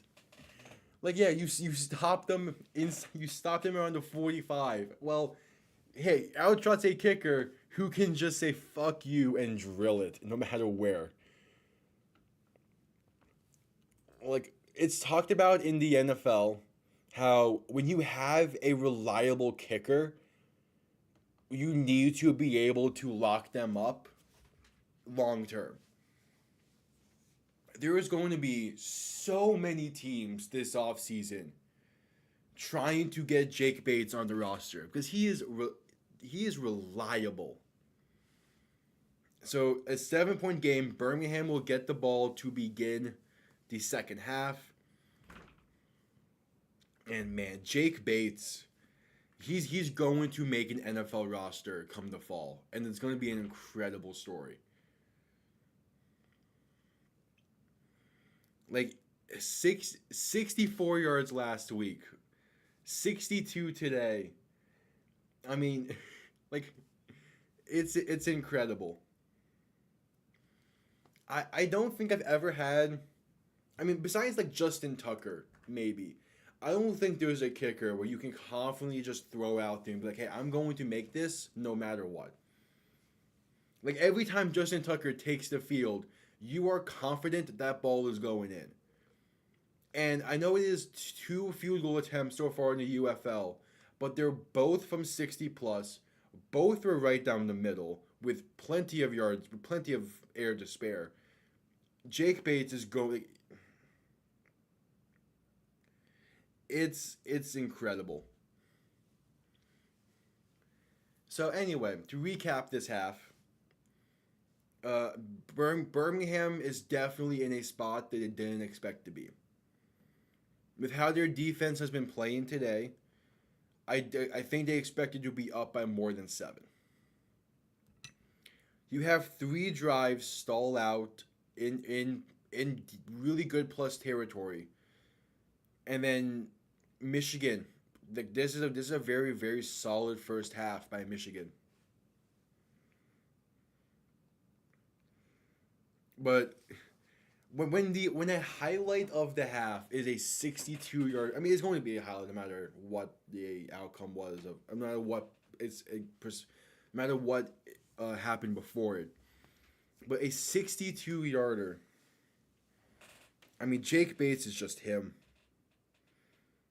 Simply said, Jake Bates is him. Again, he's going to have himself a contract. He's going to at least make a preseason roster.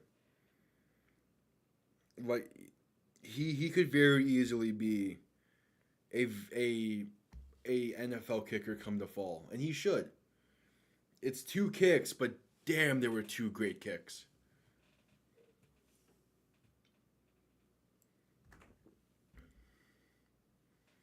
So EJ Perry, he's definitely playing better than last week. Let me pull up the stats here so we can go over them real quick. EJ Perry had that 1 interception, but it wasn't his fault at all because it was tipped at the line, and a tipped pass, especially at the line, it's whatever at that point. So after EJ Perry did a great job of shaking it off though. So he threw the pick, then was benched for a drive, still shook it off really well, came out the next drive and delivered a bomb for a touchdown. So EJ Perry is 9 for 17, 131 yards, 1 touchdown, 1 pick. Danny Etling saw the field a little bit, 0 for 1 passing, fumbled, but it was still a 9-yard carry. The run game for Michigan is leaving a lot to be desired. 8 rushes for 26 yards. Again, I said this earlier. I said this at the beginning of the game. I want to see the run game get into a rhythm for Michigan. Matt Corral is really only 2 for 6 on the day. Yeah, 2 for 6, 16 yards, and Adrian Martinez is 4 for 8, 47 yards. So yeah, Birmingham is not going to be a pass-happy team. They're not going to be a pass-first team. I didn't really expect that. I didn't expect Matt Corral to be 2 for 6. I could have sworn he completed at least another pass. Their run game, though, is just fine. 15 carries, 93 yards, and a touchdown in total on the ground for Birmingham. Adrian Martinez leading the way with 41 yards on the ground. CJ Marable has 36. Corral himself has 14. And Ricky Person has the 1 touchdown. Receiving wise, yeah, it's tough to look at the receiving stats for Birmingham. Michigan is being led by Marcus Sims in the receiving side of things. 3 receptions, 96 yards, and the touchdown. But even then, the receiving is definitely a lot to be desired from both teams. But neither team, I didn't expect Michigan to be really effective in the pass game, and then Birmingham is just they're struggling getting the air going. They're being fine. They're being just fine in the on the ground though, which is kind of which is a good spot to want to kind of live in. On the defense side of things, Michigan is yet to have a sack today, which makes it even more confusing why the passing game for Birmingham is just not living up. Their offensive line is doing a good job protecting. Birmingham has 3 sacks today, with Taco Charlton having 2 of them. The other goes to Jordan Thompson. They have the one interception by AJ Thomas, and then the Danny Edling fumble was forced by Dondre Tillman, and then it was recovered by Kenny Robinson. Their defense is being the highlight today, which I was expecting. It's just an overall, like, both of these teams are not playing stellar. It's the defenses that are shining. Michigan is playing a very bend don't break defense that is working for the most part. Their offense is finally getting into some kind of rhythm here. So in the second half, I expect them to continue that rhythm. But yeah, that 62-yard field goal that goes a long way to help the momentum of Michigan. It's still just incredible that he made. Like, there was no doubt about it with when Jake Bates has kicked so far. It's truly special. And to think, like, this is why I'm a fan of the spring leagues, even without having a team in the say this year. Because stories like Jake Bates, he's going to make an NFL roster this upcoming season, and we would have missed out on someone of his talent, all because he was purely just a kickoff specialist in college. He didn't get to kick a field goal there in college.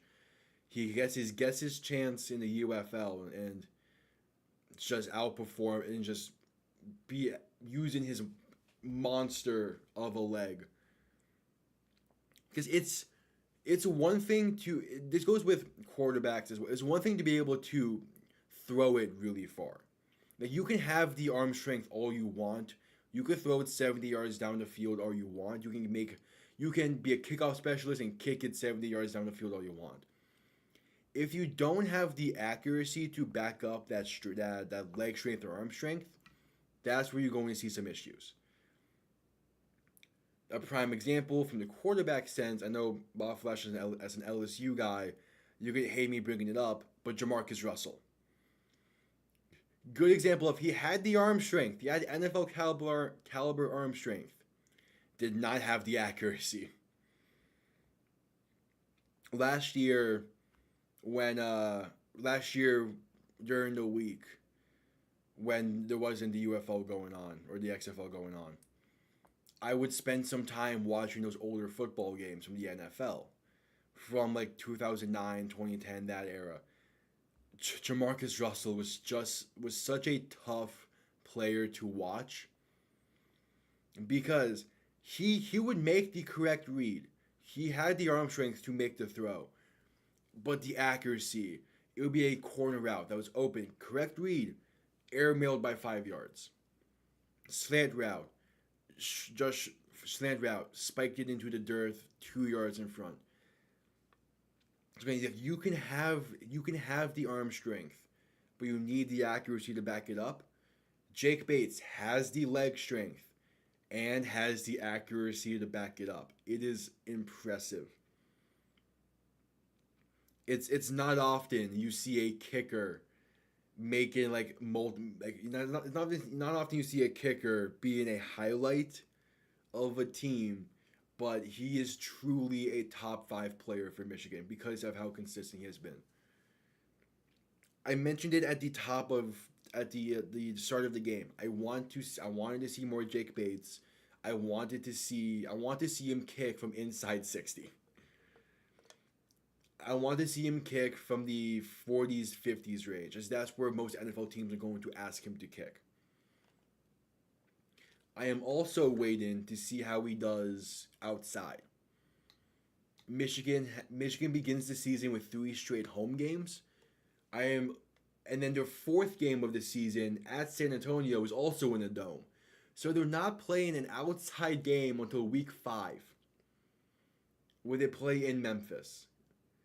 That's a game I'm going to have circled, purely because I need to see Jake Bates kick outdoors.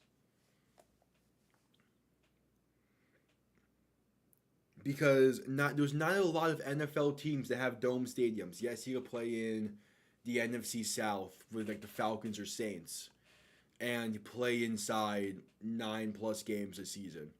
He can go to Detroit, play inside a dome guaranteed eight to 9 times a season. But to make it into the NFL, you need to be able to kick in all weather conditions. I want to see him kick outside. He isn't really impressing me so far. But the true test is if he can do these 60+ yarders in Memphis, in DC, in Houston, in Birmingham, in those outside road games. I think he can. He has not shown me any reason to doubt him. You get Jake Bates into Denver and at Mile High, we're going to see a 70-yard field goal hit. I can promise you that. If he plays in Denver, he will hit from 70. He has the leg to do it.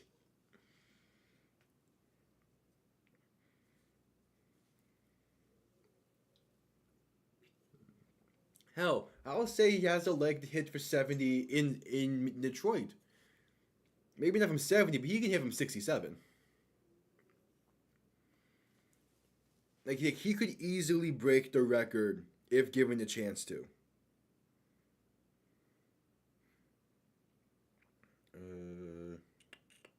Yeah. Okay. So the kickoff's going to be returned from the 5-yard line. Second half is underway. And is going to be tackled at the 32, 31-yard line. So we will see Birmingham start from there.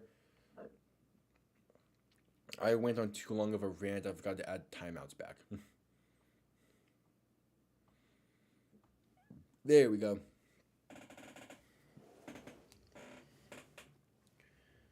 So, Adrian Martinez is going to start the second half for Birmingham. He has been more of a consistent passer today. He is also their lead-in rusher today. So in shotgun, back to his left, 3 receivers out left. Martinez going to hand it off up the middle, going to gain about a yard. That is CJ Marable on the carry. And ESPN's graphics still has not given both teams their timeouts back yet. Sure, bud.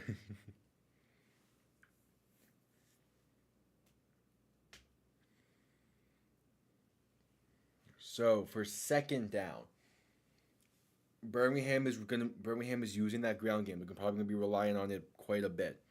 Martinez in shotgun, back to his right, 3 receivers out left. Going to drop back, looking to throw. Stepping up, going to take it himself and run for the first down and more, sliding at the 45-yard line. Michigan is going to need to send out a QB spy soon. Especially with Martinez and his mobility, it's going to be important to get a QB spy.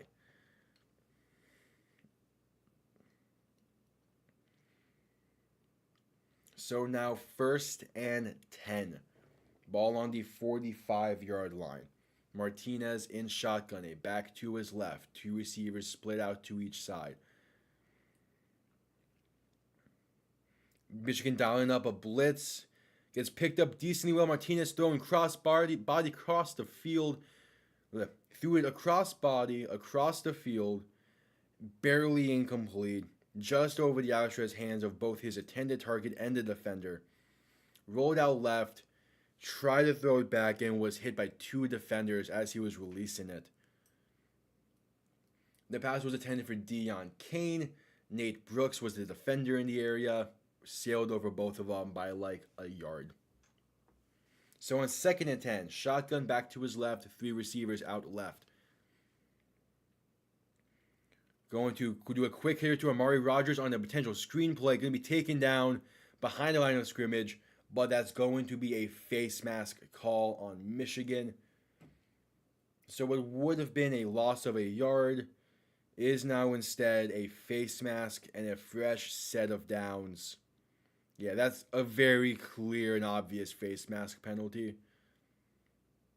So it's going to be a 15-yard face mask penalty to give Birmingham a first down and a fresh set of downs.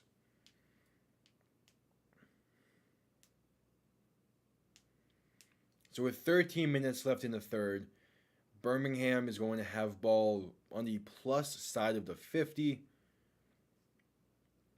and they're looking to extend their lead. Ball now on the plus 40. Martinez in shotgun back to his left, two receivers out to each side. Going to drop back the pass, looking to throwing outside to the left, has a man open, caught to at about the 30. They might say he went out of bounds just shy of the first. That was Deon Cain on the reception.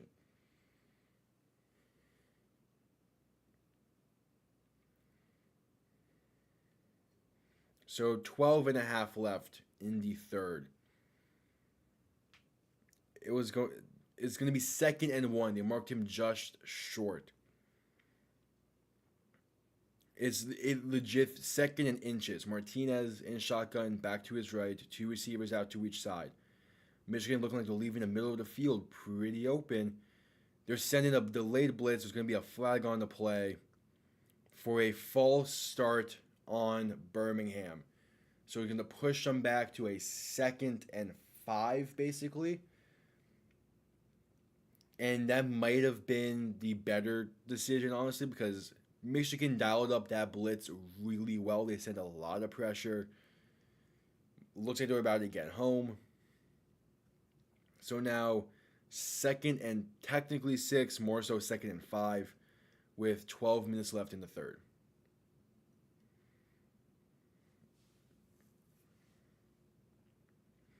Martinez in shotgun back to his left, two receivers split out to each side. Going to keeping himself up the middle, has space, going to get the first down to about they're just saying down at the 30, might have gone a little further, but at least down at the 30. So it will be first down.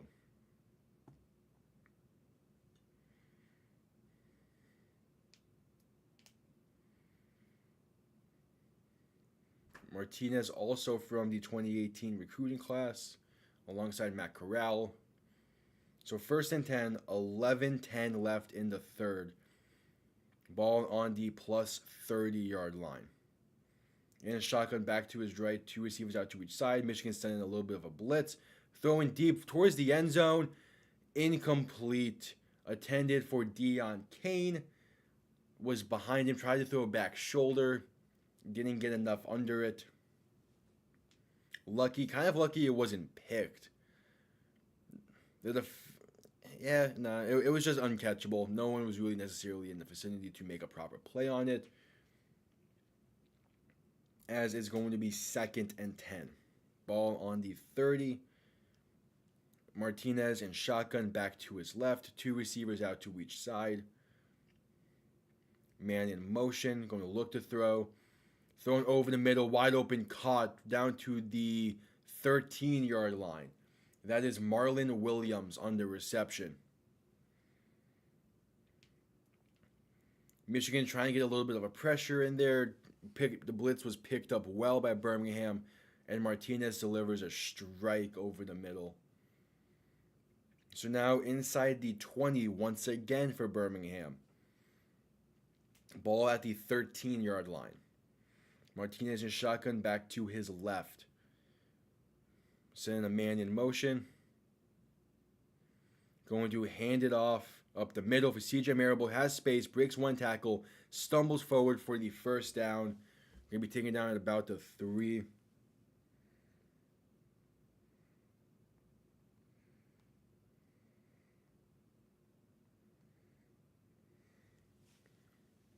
So 1st and goal inside the 5.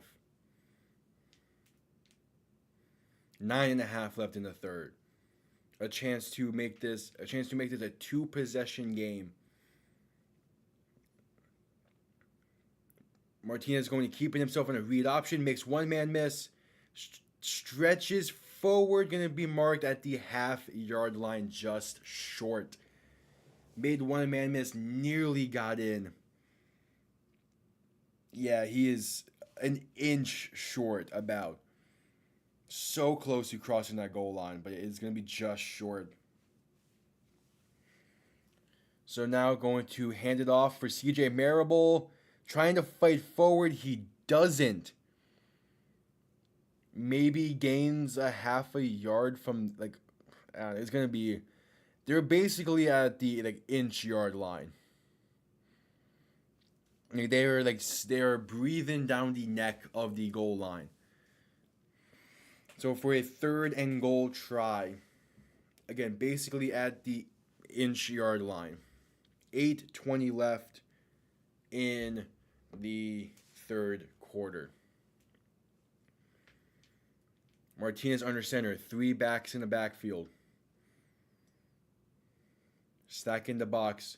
He fumbles the snap. Adrian Martinez fumbles the snap. Who falls on it? It's looking like it's going to be Birmingham ball still. It is 4th down. They are lucky to have recovered it. But fumbles the snap on the goal line and just barely falls back on it. They were trying to run their go-to goal line play, which has worked for them so far this season, pretty much their version of Philly's brotherly shove. But he fumbles the snap, so they're going to send out the field goal unit to make this a 10-point game. The kick is up. It's good. So they at least still extend the lead, make it 2 possessions. But instead of it being a potential 13-point game, 13-plus point game, it is just a 10-point game.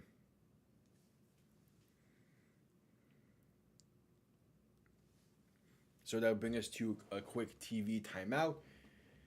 So yeah, Birmingham's go-to like 1-yard goal line play seems to be you get the quarterback under center, you have 3 people in the backfield, 2 running backs and a tight end lined up in a line. So then you have 2 pull-in fullbacks basically to create the separation for the right side back to go left to get the handoff and split the difference between the 2 blockers. It has worked. It worked for them last week. It has worked for them today already. It looked like it was going to work again. It's just he bobbled the snap, and that's a tough situation to have. But Michigan, bend, don't break. They're doing a good job at it, but they need to get off the field on 3rd down in punt territory. Their offense having the ball down 10. You know, as long as they get into plus territory, basically get to the 45, the plus 45 and in, you know that they're going to at least get 3 points on the drive. Because they have the kicker to hit it from there. The question then, but you can't just rely on that consistency and the kicker. You need to get into the end zone at some point again. Because touchdown drives are the more so long sustaining drives that you're going to need to give your defense some time to rest. Now Michigan they did end up stringing together a good drive right before the half. It was forced to win in a field goal because of the time, but it was a solid drive they string together. Another drive like that, score a touchdown here, make this a potential 2-point game. You're sitting really, really well. Also, yeah, on the UFL store, they sell boom boxes. They're expensive, but damn, they're tempting. just as the background piece. Anyway, here comes the kickoff. Michigan looking to get some pretty solid field position in.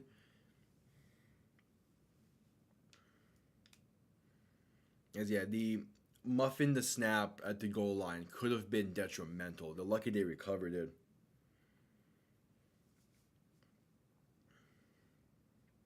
As they're showing from the halftime, they were discussing with the Michigan offensive coordinator, kind of just discussing a simple levels concept, it seems. Or like an idea for a levels concept.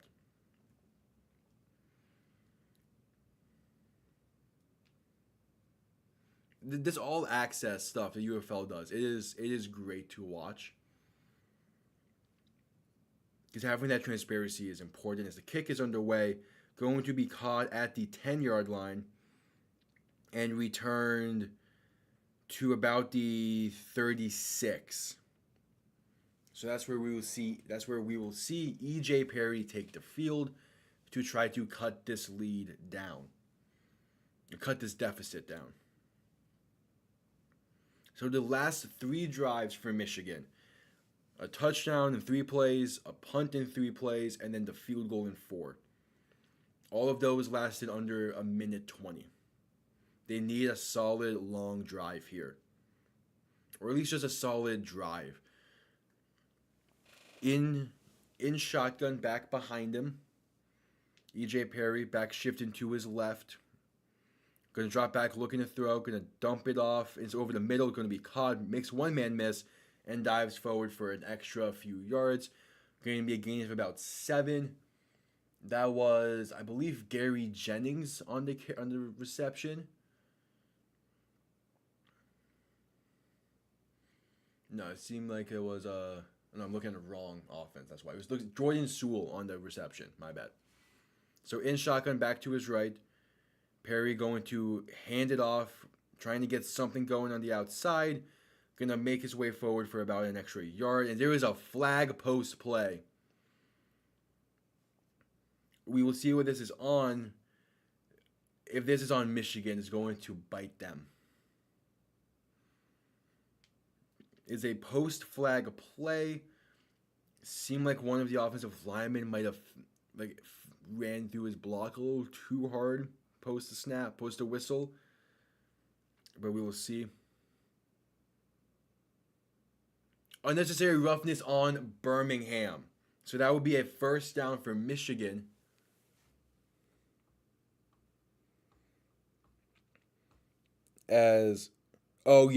He pulled the O lineman down from his jersey and slapped him across the face mask. That is number 47, DeMarquis Gates. They're calling for the unnecessary roughness. Ball on the plus 40. EJ Perry and shotgun, a back behind him. Going to hand it off for a gain of about 1.5, maybe 2, and it's going to be Wes Hills.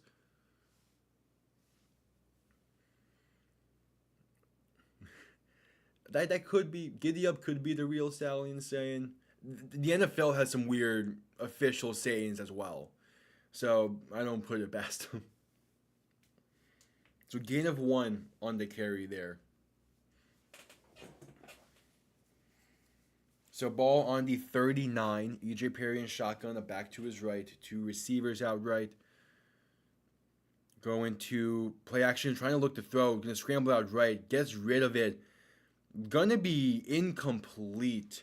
Couldn't get both feet in bounds. That was Trey Quinn on the reception. So 3rd and 9. A really, really weird. They tried to do a PA boot, but the fake just was delayed to high hell. 3rd and 9 now. You're in field goal range. You're on the 39-yard line. You're in field goal range. Michigan is 4 for 9 on the day on 3rd down compared to Birmingham's 1 for 7.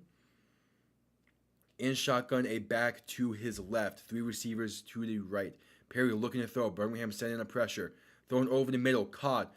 Trying to beat his man to the outside. Isn't able to. Tackled at the 35. That was Devin Gray on the reception.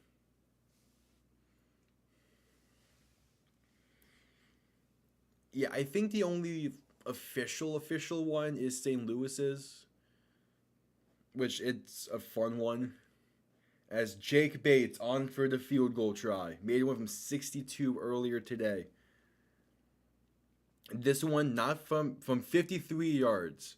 This is around the range I want to see if he can be consistent from, if he's going to make an NFL team. So from the right hash, 53 yards. The kick is up and straight down the middle. It is good. 7-point game. So yeah, Jake Bates. Jake Bates is going to be this season's version of Brandon Aubrey with a stronger leg.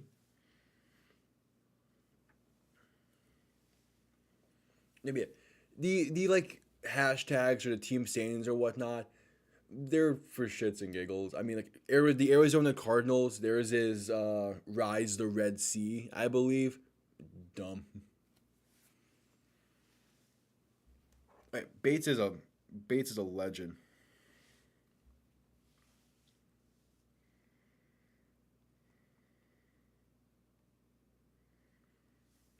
I mean, yeah, Rise the Red Sea. I'm pretty sure it's Arizona Cardinals is saying, or at least the Red Sea is part of it. Atlanta has Dirty Birds. Uh, fucking. I know. Like, I have the like Viking horn mug here that I drink out of, but the Vikings having the skull chance, dumb as hell, but it's funny.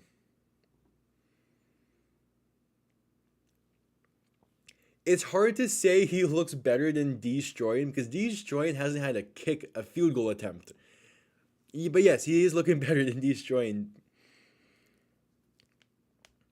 He's definitely going to make the league. Destroyin, he might be a UFL legend, but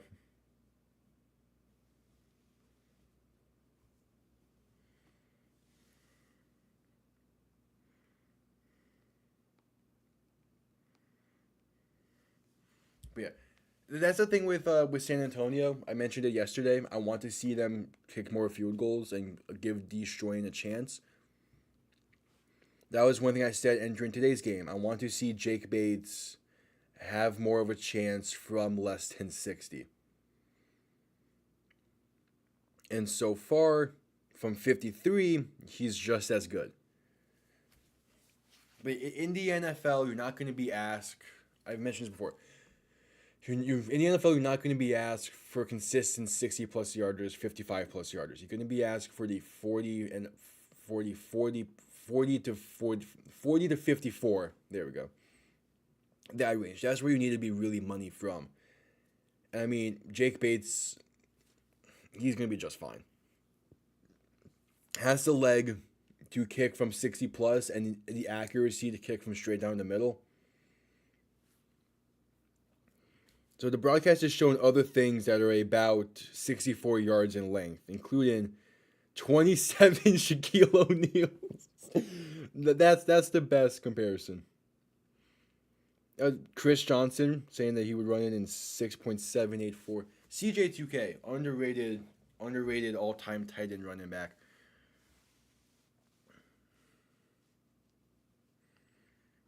But yeah, 64 yards. No joke. Being able to drill that consistently. 62 yards, being able to drill that. 53, being able to drill it. Having a consistent kicker is very important. As Drew comes to kickoff, Birmingham will get the ball back. Return starting from the 10. Out past the 30. Out past the 40. Tackle around the 43-yard line. So we will see, I believe, Adrian Martinez take the field, assuming that Birmingham is still going with the 2-drive each QB system.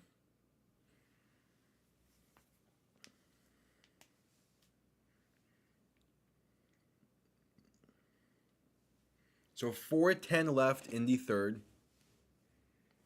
1st and 10, ball on the 43. As does look like Adrian Martinez back to his right, dropping back to throw, looking, dumping it off over the middle, going to be caught, but tackled instantly for about a gain of a yard. That was Marlon Williams on the reception. So now 2nd and 9. After that gain of 1 on a quick drag route. Martinez in shotgun. alone in shotgun, 5 wide set. Going to look back to throw. Michigan getting some pressure. Wide open over the middle is Marlon Williams for the first down and more, down to the plus 43-yard line. Michigan was able to get a little bit of pressure in there, just not in time. Left the middle of the field wide open for the throw. So now with 3 minutes left in the third, you can't be bending too much. You don't want to just give up another field goal here. You want to try to force a punt down 7. Being down 7. Martinez in shotgun, back to his right. 3 receivers to the right. Motion it back to the left. Going to just a delay handoff that loses 3 yards, maybe 4 yards. Ricky Person on the carry. Down back, going to be pushed back to about the 46, so a loss of 3 on the play. Michigan timing up the blitz well and sending a delayed blitz to try to beat a delayed handoff. A good job there scheming it up. So now they're saying a loss of 2 on the play. Definitely looked like more. But second and 12, 5 wide. Martinez alone in shotgun. Dropping back to pass, trying to look, just going out to his right. Has space to run. He chooses to, and gets out of bounds after a gain of about 6, it seems. So it will be 3rd down. So far today, Michigan has done a good job of getting off the field on 3rd down. Birmingham is 1 for 7 on 3rd down today. A stop here on 3rd and 6 can go a long way. Can go a long way to helping the offense in this. You want to push them back a little more to make it ideal. In shotgun and back to his right, 3 receivers out left. Martinez looking to throw. Rolling out to his left, trying to find someone. Throws it down the field and just throws it away. And Michigan gets off the field on 3rd down once again. Their defense is doing their job. Nearly a roughing the passer. If that defender was slightly more to his left, he would have hit the helmet of Martinez, and I would have been roughing the passer. But a good job just barely avoiding it. So now 4th and 6. It looks like they're going to keep the offense on the field at the 39-yard line. 4th and 6. Need a stop. In shotgun back to his right. Might be trying to just get him to jump. That's what they were doing. There's going to be a flag on the play for most likely a delay of game to give their punter some more room. And yeah, delay of game. So Michigan will be getting the ball back. Down 7. All Birmingham wanted to do was to take a delay of game, give their punter a little more room to try to pin him deep. So Michigan has a chance to tie the game here.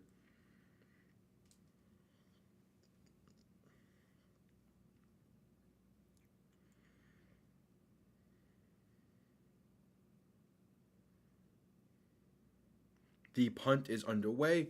Going to be fair, caught at around the 10, return for an extra 4 yards to the 14. So E.J. Perry will start from there. 31 seconds left in the third.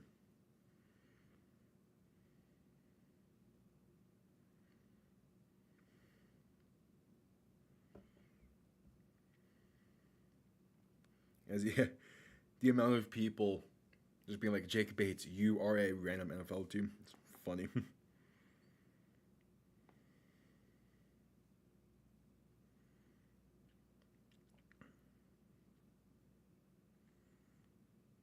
So, E.J. Perry in shotgun, back to his left. 3 receivers out left.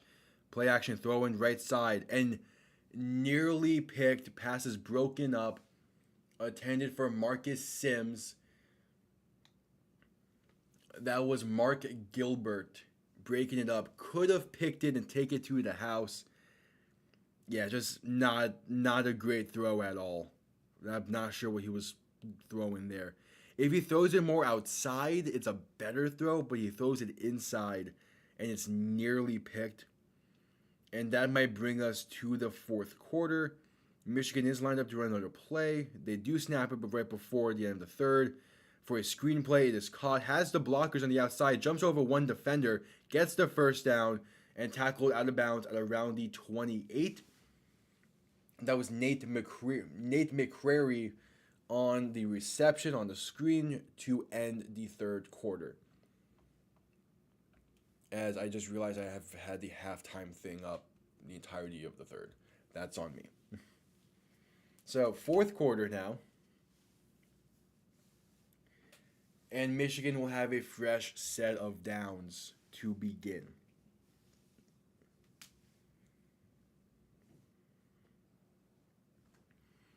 So, down 7, moving the ball a little bit. They have a chance here to tie the game.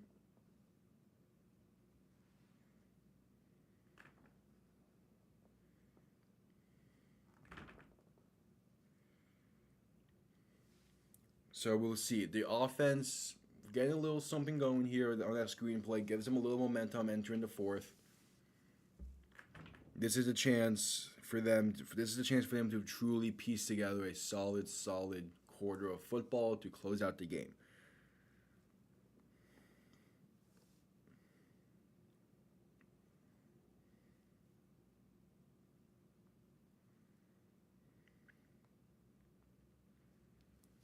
We're at commercial. As we switch over to the fourth, ball will be on about the minus 28 yard line. And all Michigan needs to try to aim for really is having the ball with about a minute and a half left, with the game either being tied or a 3-point game. Because if they have that situation, they know for a fact they can kick a field goal and the game will be either be tied or they will win. This is why having a reliant kicker changes up how you play the fourth. Yes, obviously you played for the win, you play for the lead and all that. But when we get to 7 minutes left, you're trying to play for the best case scenario where you could win. For Michigan, it is get into field goal range with the score being within 3 and let your dominant of a kicker do his magic.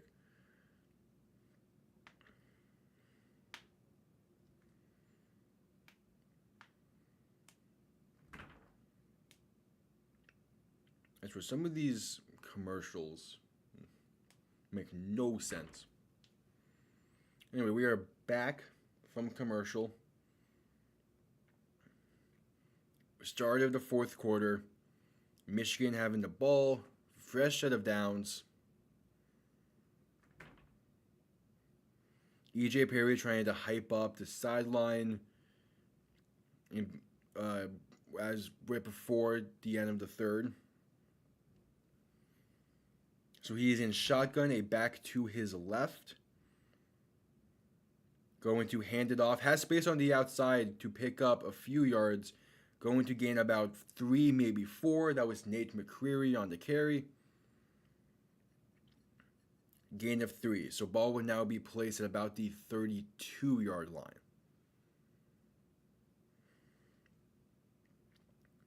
Clock is ticking.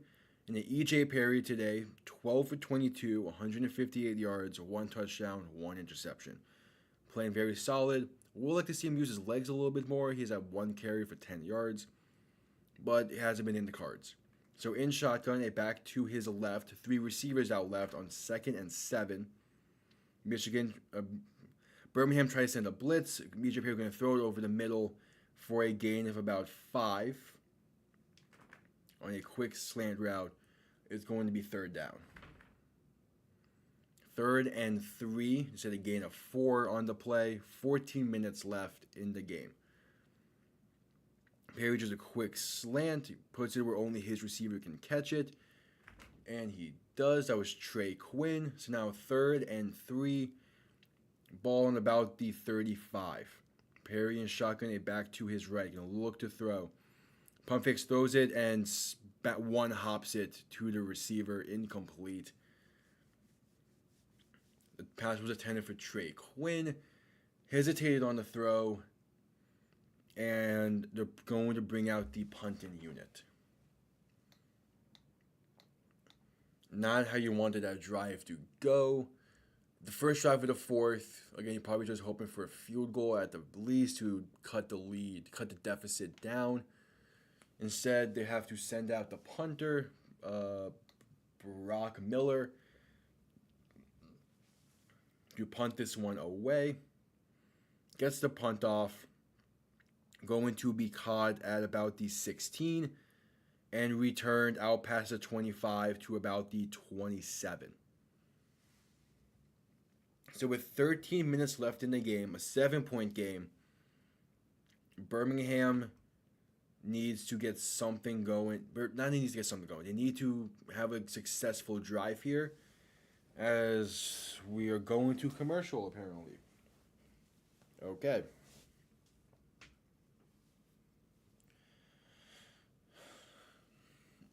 Yeah. Birmingham is in the driver's seat clearly.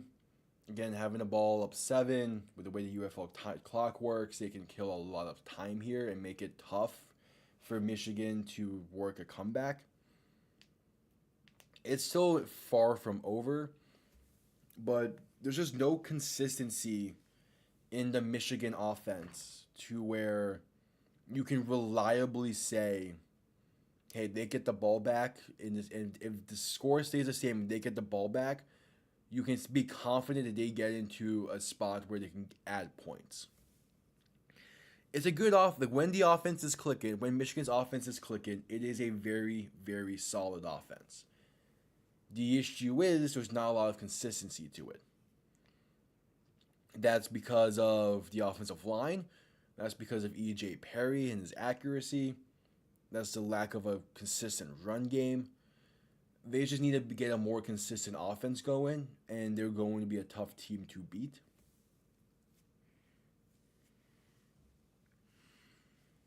Because again, with a consistent offense, and your defense is consistent. They have a consistent defense. They're going to have a consistent special teams unit. You just need that consistency from the offense.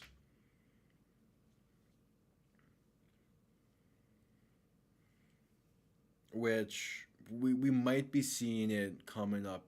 We should be seeing a better looking offense coming up. Last week, it took until the fourth quarter for Michigan to get a proper offense going, including the run game.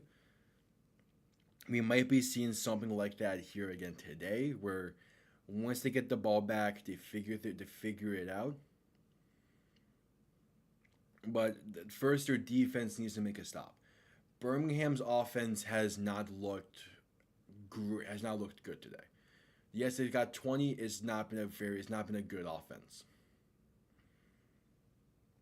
A lot of inconsistencies are going on with their offense as well. They have 4 field goals, the 1 touchdown. It's definitely a rough offense today. Haven't really made the second half leap that they did last week. At least not as of yet. We're about to see Birmingham's first drive in the fourth quarter.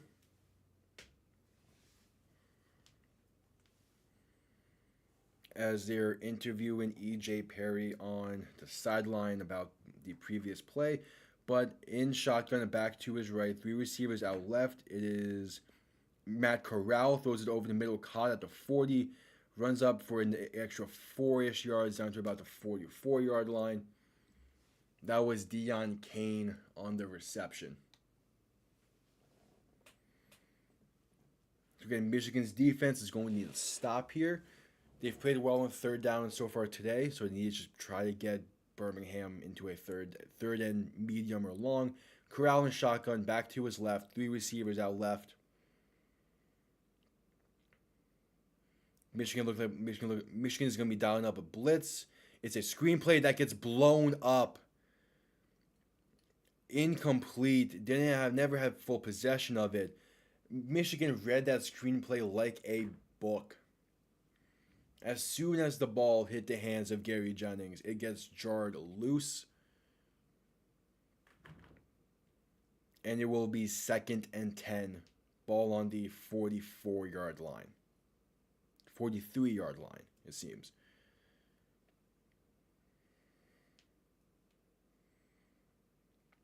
Yeah, ball on the minus 43. Matt Corral alone in the backfield. 3 receivers left, 5 wide.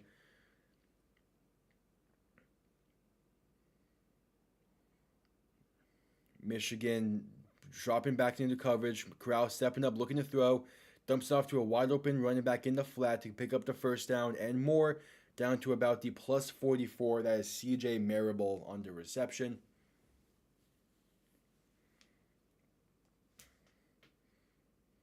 And Michigan played solid coverage there, but the issue was they dropped a nose tackle into. They attempted to drop a nose tackle into the flat. Not a very solid defensive plan there. 11:25 left in the game. Corral and shotgun back to his left. 2 receivers out to each side. Michigan looking like they're dialing up a blitz. They do. Corral going to gets rid of it and throws a bad pass. Lucky it wasn't picked. No one in the area really had a defender draped around his legs. So just was looking to get rid of it. Taking a sack there would not have been good. But that was another good blitz dialed up by Michigan. So now 2nd and 10. Again, you can't afford to be pushed back anymore if you're Birmingham, especially since you've already struggled on 3rd down today. You want to get at least some yards here. Back to his left, 3 receivers are right. Matt Corral going to look to pass. Michigan sending pressure, going to dump it off to Ricky Person. He breaks 1 tackle, fighting for the first, going to be tackled just shy, about 2 yards short, a gain of 8, 3rd and 2. Good job by Ricky Person to break off of 1 tackle to make it a 3rd and short. They're saying 3rd and 1. So they gave him 9 yards on the play. Corral and shotgun. Michigan, again, seemed like they're setting up a blitz again, or at least they're going to be sending some kind of extra men. And shotgun back to his left. 3 receiving options out left. Corral handing it off. They're going to pick up the first down and more. Ricky Person down to the 25, tackled at the 24. That is their 2nd 3rd down conversion of the day. And great job by the offensive line to create a hole up the middle for Ricky Person. So it will be a fresh set of downs from the 24. In field goal range, just don't turn the ball over. You can make it a 2-possession game. Corral in shotgun back to his left. Man in motion. Going to hand it off to Ricky Person. Tries to create some space in the backfield. Going to push forward for about a gain of 3. 9 minutes left in the game. Even a 10-point game, this one is far from over. But you definitely would rather this be a 10-point game than a potential 14 or 13 plus. So Michigan is going to need to get some kind of stop here. Can't let them get too much further. There's always the chance for a missed field goal if you keep pushing them back. So second and 7, 8:40 left in the game. Matt Corral in shotgun back to his right, looking to throw. Going to try to take it himself. Picks up the first down and more. Gets down inside the 10 to about the 9-yard line. So it will be 1st and goal. And they're utilizing Matt Corral's legs a bit. I'd like to see it. And that's a big time 1st down.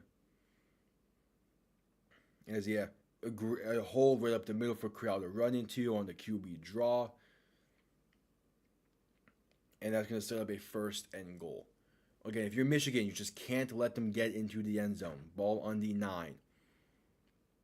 Corral under center, back in the backfield. Going to toss it to the left. CJ Marable trying to find some space. He gets to about the 5-yard line after cutting inside. 2nd and goal. 7.5 left in the game. You need to get a quick stop here if you're Michigan. As I'm seeing on the ESPN ticker down below that Joel Embiid is too scared to play Victor Wembanyama today.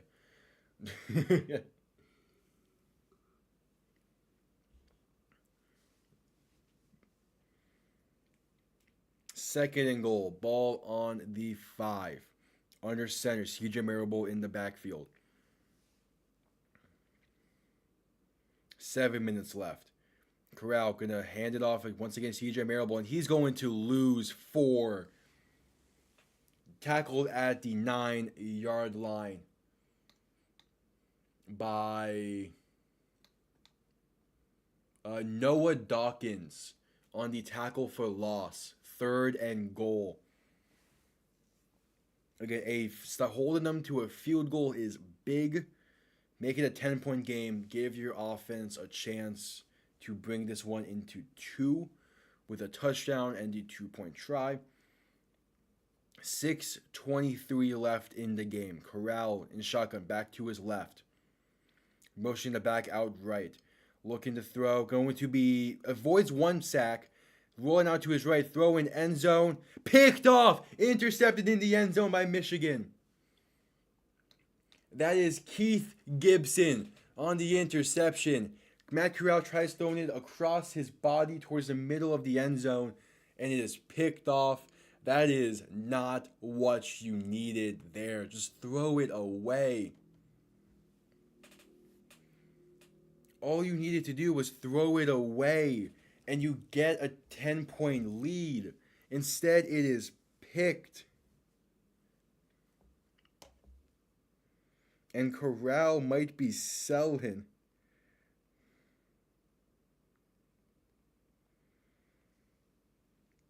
There was no need to risk that ball in this situation. You throw it away, you throw it out of bounds, you take a sack even, and you at least get a field goal on this drive to make it a 10-point game. Instead, Michigan's going to have the ball at I think the touchback's the 20-yard line with a chance to take the lead.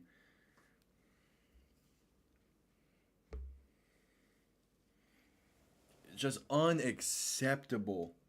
It's already bad that he tried to throw it across his body. Like that's one of the first things you're told as a quarterback is don't throw it across your body. So he's trying to throw it across his body, and then he doesn't even. Some quarterbacks can still throw it across their body and make an accurate throw. It's just the issue is to throw it across your body. You're not going to have a lot of the arm strength into it. It's not going to be the velocity is not going to be there. So if you're going to throw it across your body, make it an accurate throw, and he just didn't there.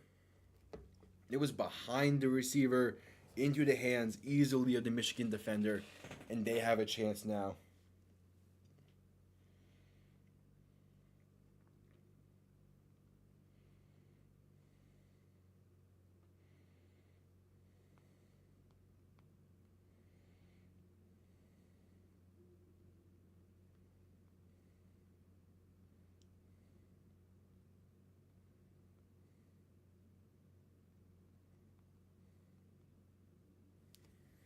And that's just not at all the correct decision on that one by Matt Corral.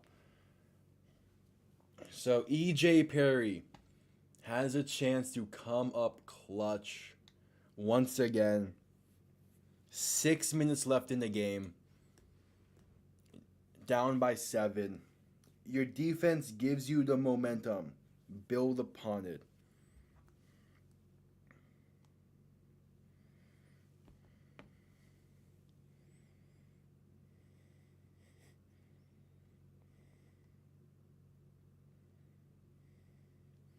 So we are back from commercial after the interception. They're talking to Keith Gibson on the sideline, who is the Michigan defender who made the pick. went to Mary Hardin Baylor. Respect the small school.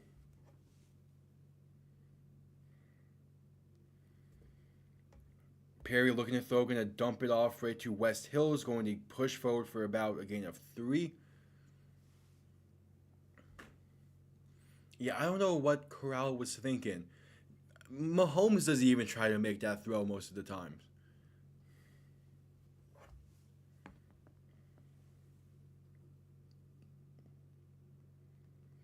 Perry in shotgun back to his right. 3 receivers out left, looking to throw. Again, leaving West Hills wide open in the flat. He's going to get closer to first, going to be about a yard or 2 shy. So it's going to be third and think about third and technically 2, more so a third and 1. But yeah, I do not know what Corral was thinking.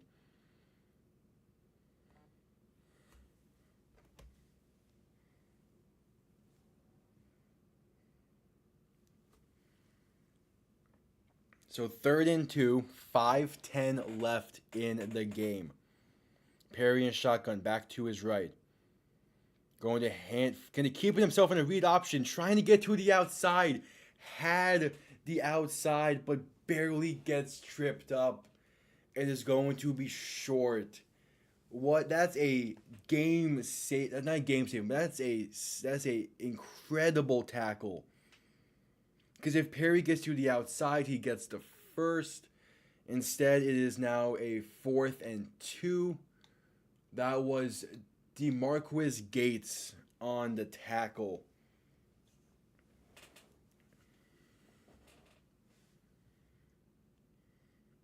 Yeah, I think the Keith Gibson. He it was I think a D2 school. It was like a 2-time D2 player, defensive player of the year or something. It said. As now Michigan is going to punt it away. Ball is going to be caught inside the 15 and return to outside past the 20 around the 30.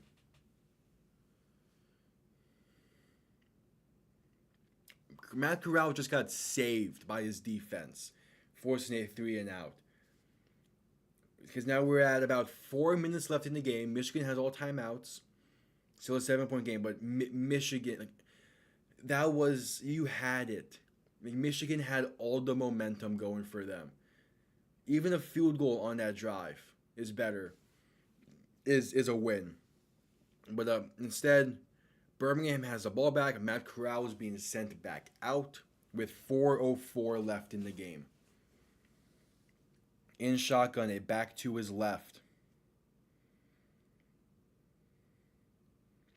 Michigan to be sending some pressure, handing it off to CJ Marable, going to get about 3 on the carry. But yeah, I didn't watch a lot of Matt Corral when he was in college. I wasn't that deep into like trying to keep up with prospects at that time when he was entering the draft. Was he making those kind of decisions in college as well?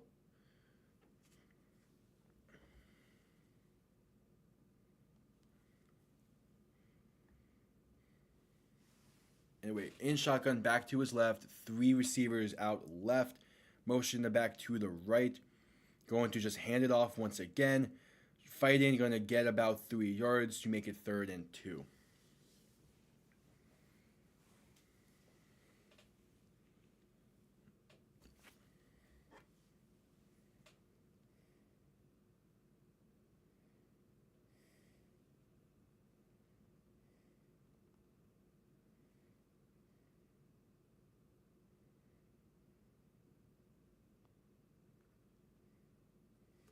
So 3rd and 3, a big time 3rd down here. 2:50 left in the game. Corral in shotgun, back to his left. 2 receivers out to each side. Michigan looking to dial up some pressure again. Corral going to keep on a QB draw, and he's going to be short of the first. Only gains about 2 on the carry, and it will be 4th down. Big time stop by Michigan's defense.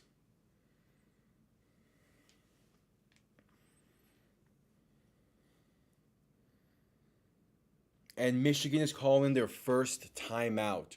They're trying to get the ball back before the 2-minute warning.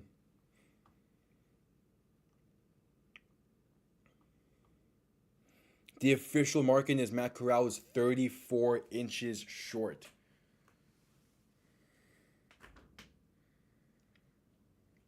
A 4th and 1. Birmingham, they're going to send out the punter. It seems as Corral is on the sideline. So a big time stop there for Michigan. Get their offense the ball back. 2 timeouts remaining. You have more so 3 timeouts remaining. You have the 2-minute warning. You're going to have about 25 seconds of right before the 2-minute warning. You can run a play or two with that. But here comes the punt. It is going to be returned starting around the 15 and taken up by past the 20 to about the 23 maybe.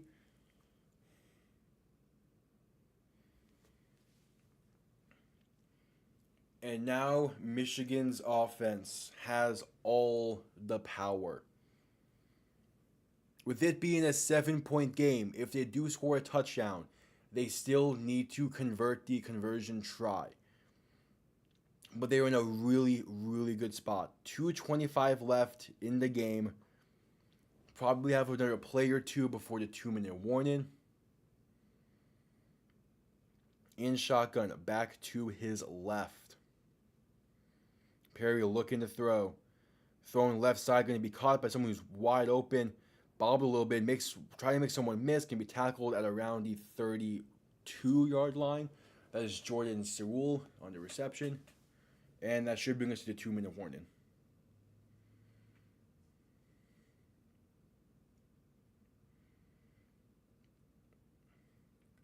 Oh yeah, 2-minute warning.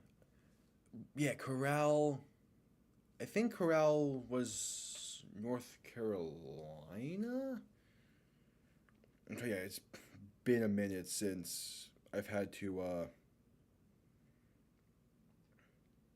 know stuff about Matt Corral.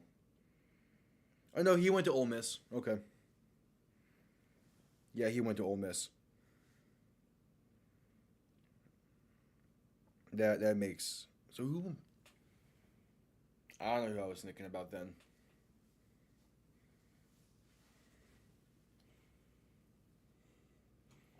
Yeah, it's likely he was. I mean, yeah, with Ole Miss, it's likely he was making those same kind of decisions.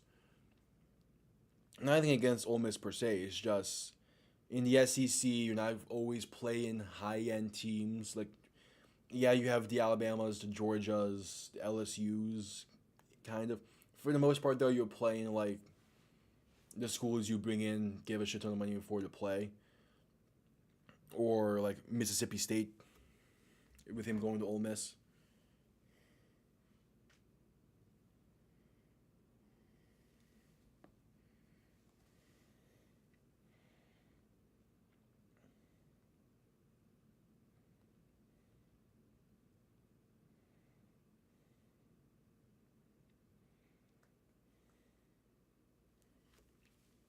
But yeah, so 2 minutes left.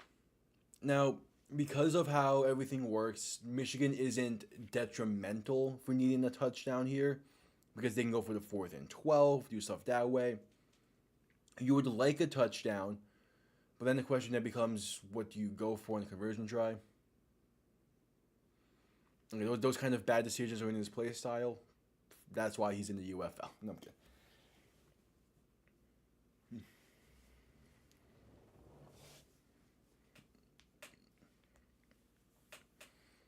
But yeah, it was a bad decision. He got saved on it for a little bit, but then they couldn't kill the clock enough. I mean it might be the case where if they lose, I think you can pinpoint that decision for the loss, especially if they lose in regulation. If this goes to overtime, then that decision becomes a less of an issue.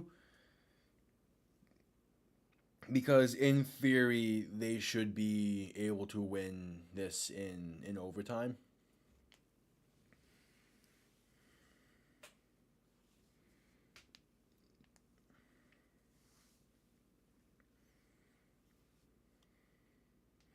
But 2nd and 5, ball on the 32-yard line.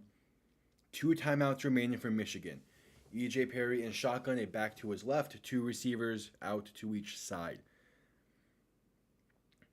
Send one in motion to make it 3 receivers out right. Gonna look to throw. Stepping up. Gonna be sacked for about a yard loss. He had options. Makes the smarter decision to just take the sack. But now it's a big 3rd and 6.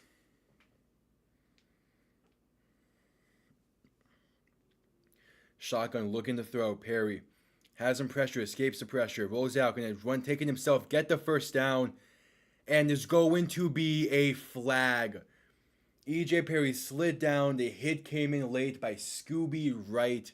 It's going to be unnecessary roughness, and that's going to give Michigan very, very good field positioning.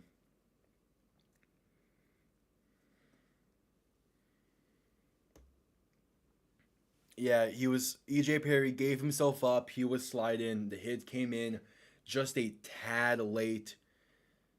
It's going to be a personal foul. 15 yards added to the end of the run. That puts Michigan I think that'll put Michigan at about the 50. And it puts them into plus territory at about the plus 46. More so plus 47. So now in shotgun, back to his left. 3 receivers to the right. Looking to throw. Perry is trying to escape pressure, but is going to be sacked back at the 43.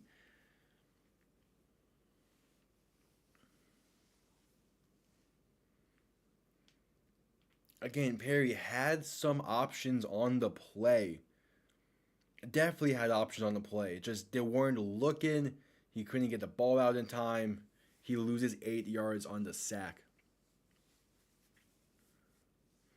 And Michigan calls their second timeout. But it is definitely tough to judge. I think that's probably the reason why we see a lot of when it comes to like NFL quarterbacks. We see a lot of them coming from lesser Power 5 or higher up Group of 5 schools, because the competition they play there is typically more in line with like consistent competition. Anyway, 5 wide, Perry alone in the backfield in the shotgun, looking to throwing outside and just off target for his intended receiver of West Hills. There is a flag on the play. Perry was hit while throwing.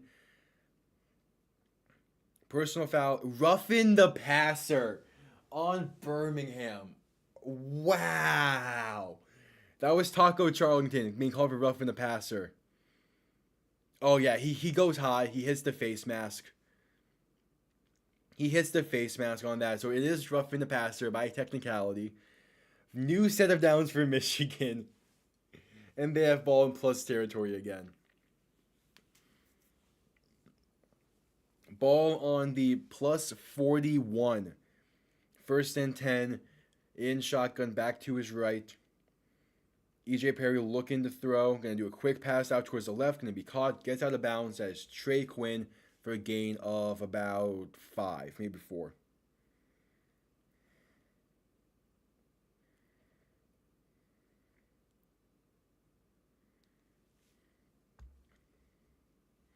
So 2nd and 6 was a gain of 4. A minute 14 left in the game. Ball on the plus 37. Perry in shotgun, back to his left. 2 receivers spread out to each side. Man in motion to make it 3 receivers out to the right. Looking to throw. Perry throwing outside, caught for the first down, and more inside the 30. That is Trey Quinn once again down to the 28-yard line. A minute 9 left in the game.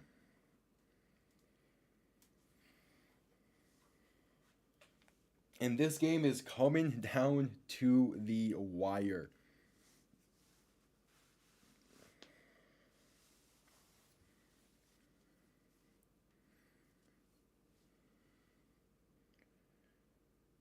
Looks like there was some kind of stoppage by the refs. It looks like they had to reset the play clock.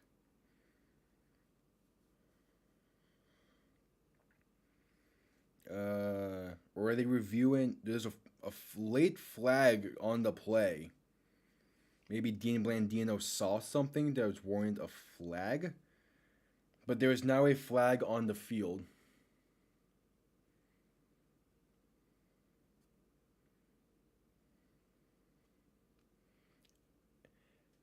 There was a false start, it seemed, on that original play. So it's going to move them back 5. So after the play, Dean Blandino saw a false start. There was a small false start. So what was going to be a 1st and 10 is now going to be a 2nd and 11.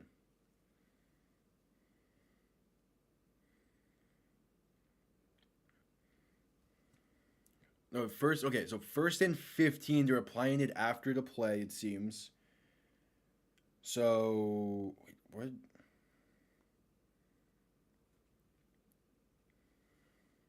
Ball is on the plus 42-yard line with a minute 14 left. They added some time back on the clock. And I think it's going to be a 2nd and 11 now. But that was interesting. The play ended. They went the replay booth. Dean Blandino re-looked at the play and saw there was a false start, so the flag was thrown. So ball on the plus 42. Perry and shotgun back to his left. 3 receivers out right. Looking to throw. Escaping pressure to the right. Voids one defender, throws it. It's going to be caught for the 1st down in between 2 defenders at about the 30. That was Cole Hikuntini on the reception. So in shotgun, looking to throw. Perry going to throw it outside quick. Caught, trying to make someone miss, but just gets out of bounds as Jordan Sewell. It will stop the clock with 54 seconds left.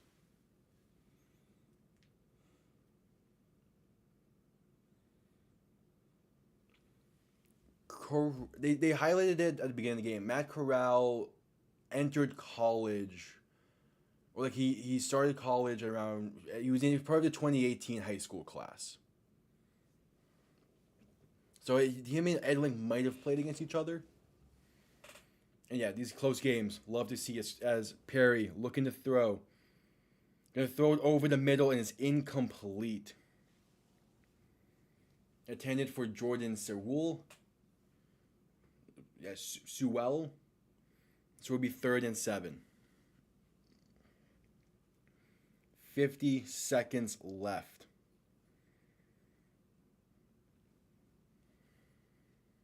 Yeah, the more and more of these close games the UFL has, the more eyes will stay tuned for the entire game. It's great for the league. Perry and shotgun, 5 wide, looking to throw. Thrown over the middle, it is caught. Wide open receiver inside the 20 for the 1st down. 45 seconds left. That was Trey Quinn on the reception. Inside the 20. Ball on the 17. Perry looking to throw. Stepping up in the pocket. Needs to get rid of it. Gonna take a sack. You can't have that there. You just need to get rid of it. Try to preserve the timeout. They're letting the clock run. I don't know. Okay, I think Michigan finally decides to call their final timeout. So with 29 seconds on the clock, it will be 2nd down with Michigan not only needing the touchdown, they need to get the conversion as well.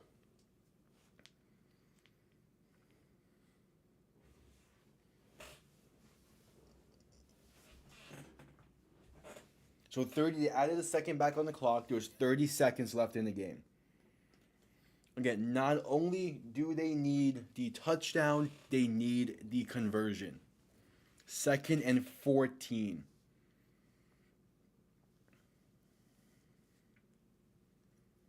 Ball will be near the 23-yard line.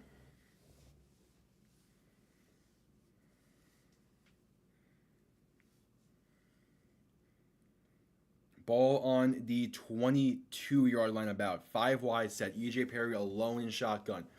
Birmingham sending some pressure. Throwing towards the end zone. Just barely overthrows his intended target. Incomplete. Was looking for Devin Gray. It will be 3rd and 14. Now, I get the decision. At this point, yeah, you need. I mean, on 2nd down, you could have thrown towards the sideline, but definitely, like, I get the decision to try to throw end zone. 3 receivers to the right, Perry and shotgun back to his left. 26 seconds left, looking to throw. Stepping up in the pocket, rolling out to his left, gonna just take it himself and gets out of bounds inside the at about the 15. So it will be 4th down.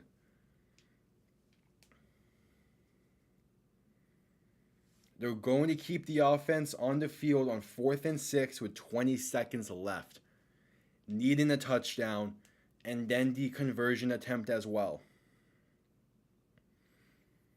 Now, if they would have had a timeout or two, they might have kicked the field goal here and go for the 4th and 12. Instead, it is a 4th and 6 in shotgun back to his left, 3 receivers to the right. Perry looking to throw. As an unblocked defender to his blind side, incomplete. That will be the game. It is Taco Charlton making the game-winning pressure to force an errant throw. And he's just unblocked on the right side. Yeah, unblocked. And Perry would have had the receiver past the 6 as well.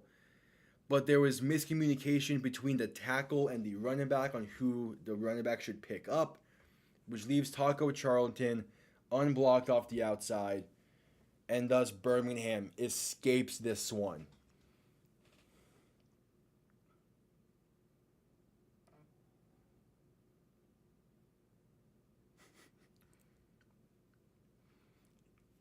So the reason why that there's like only so when it comes to like stadium usage, they're only selling the sidelines because they know they're not going to sell a lot of tickets, and they don't want to waste people. They don't want to waste people's times who works in the end zones seats when no one's going to be there. So they only sell the sidelines so that way they can.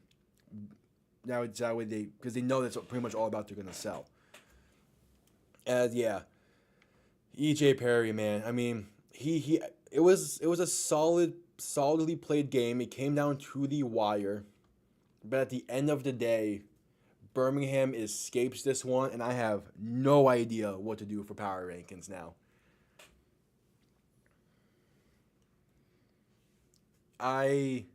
Again, E.J. Perry, he played decently today. But yeah, just he couldn't come up clutch. The offensive line was not doing him any favors. But it's a tough loss for Michigan. So we got about an hour until the final game of week 2. I'm going to call it here. I'll be back at 4 p.m. for the DC Houston game. I'm looking forward to that one. If you all enjoyed, subscribe. Again, there's going to be these play-by-plays for the UFL, the NFL when the fall comes around, and I might do some NBA playoff ones. We'll see. But yeah, thank you all for tuning in. I'll be back in about an hour. So hope to see you all then. For now, have yourselves a damn good one.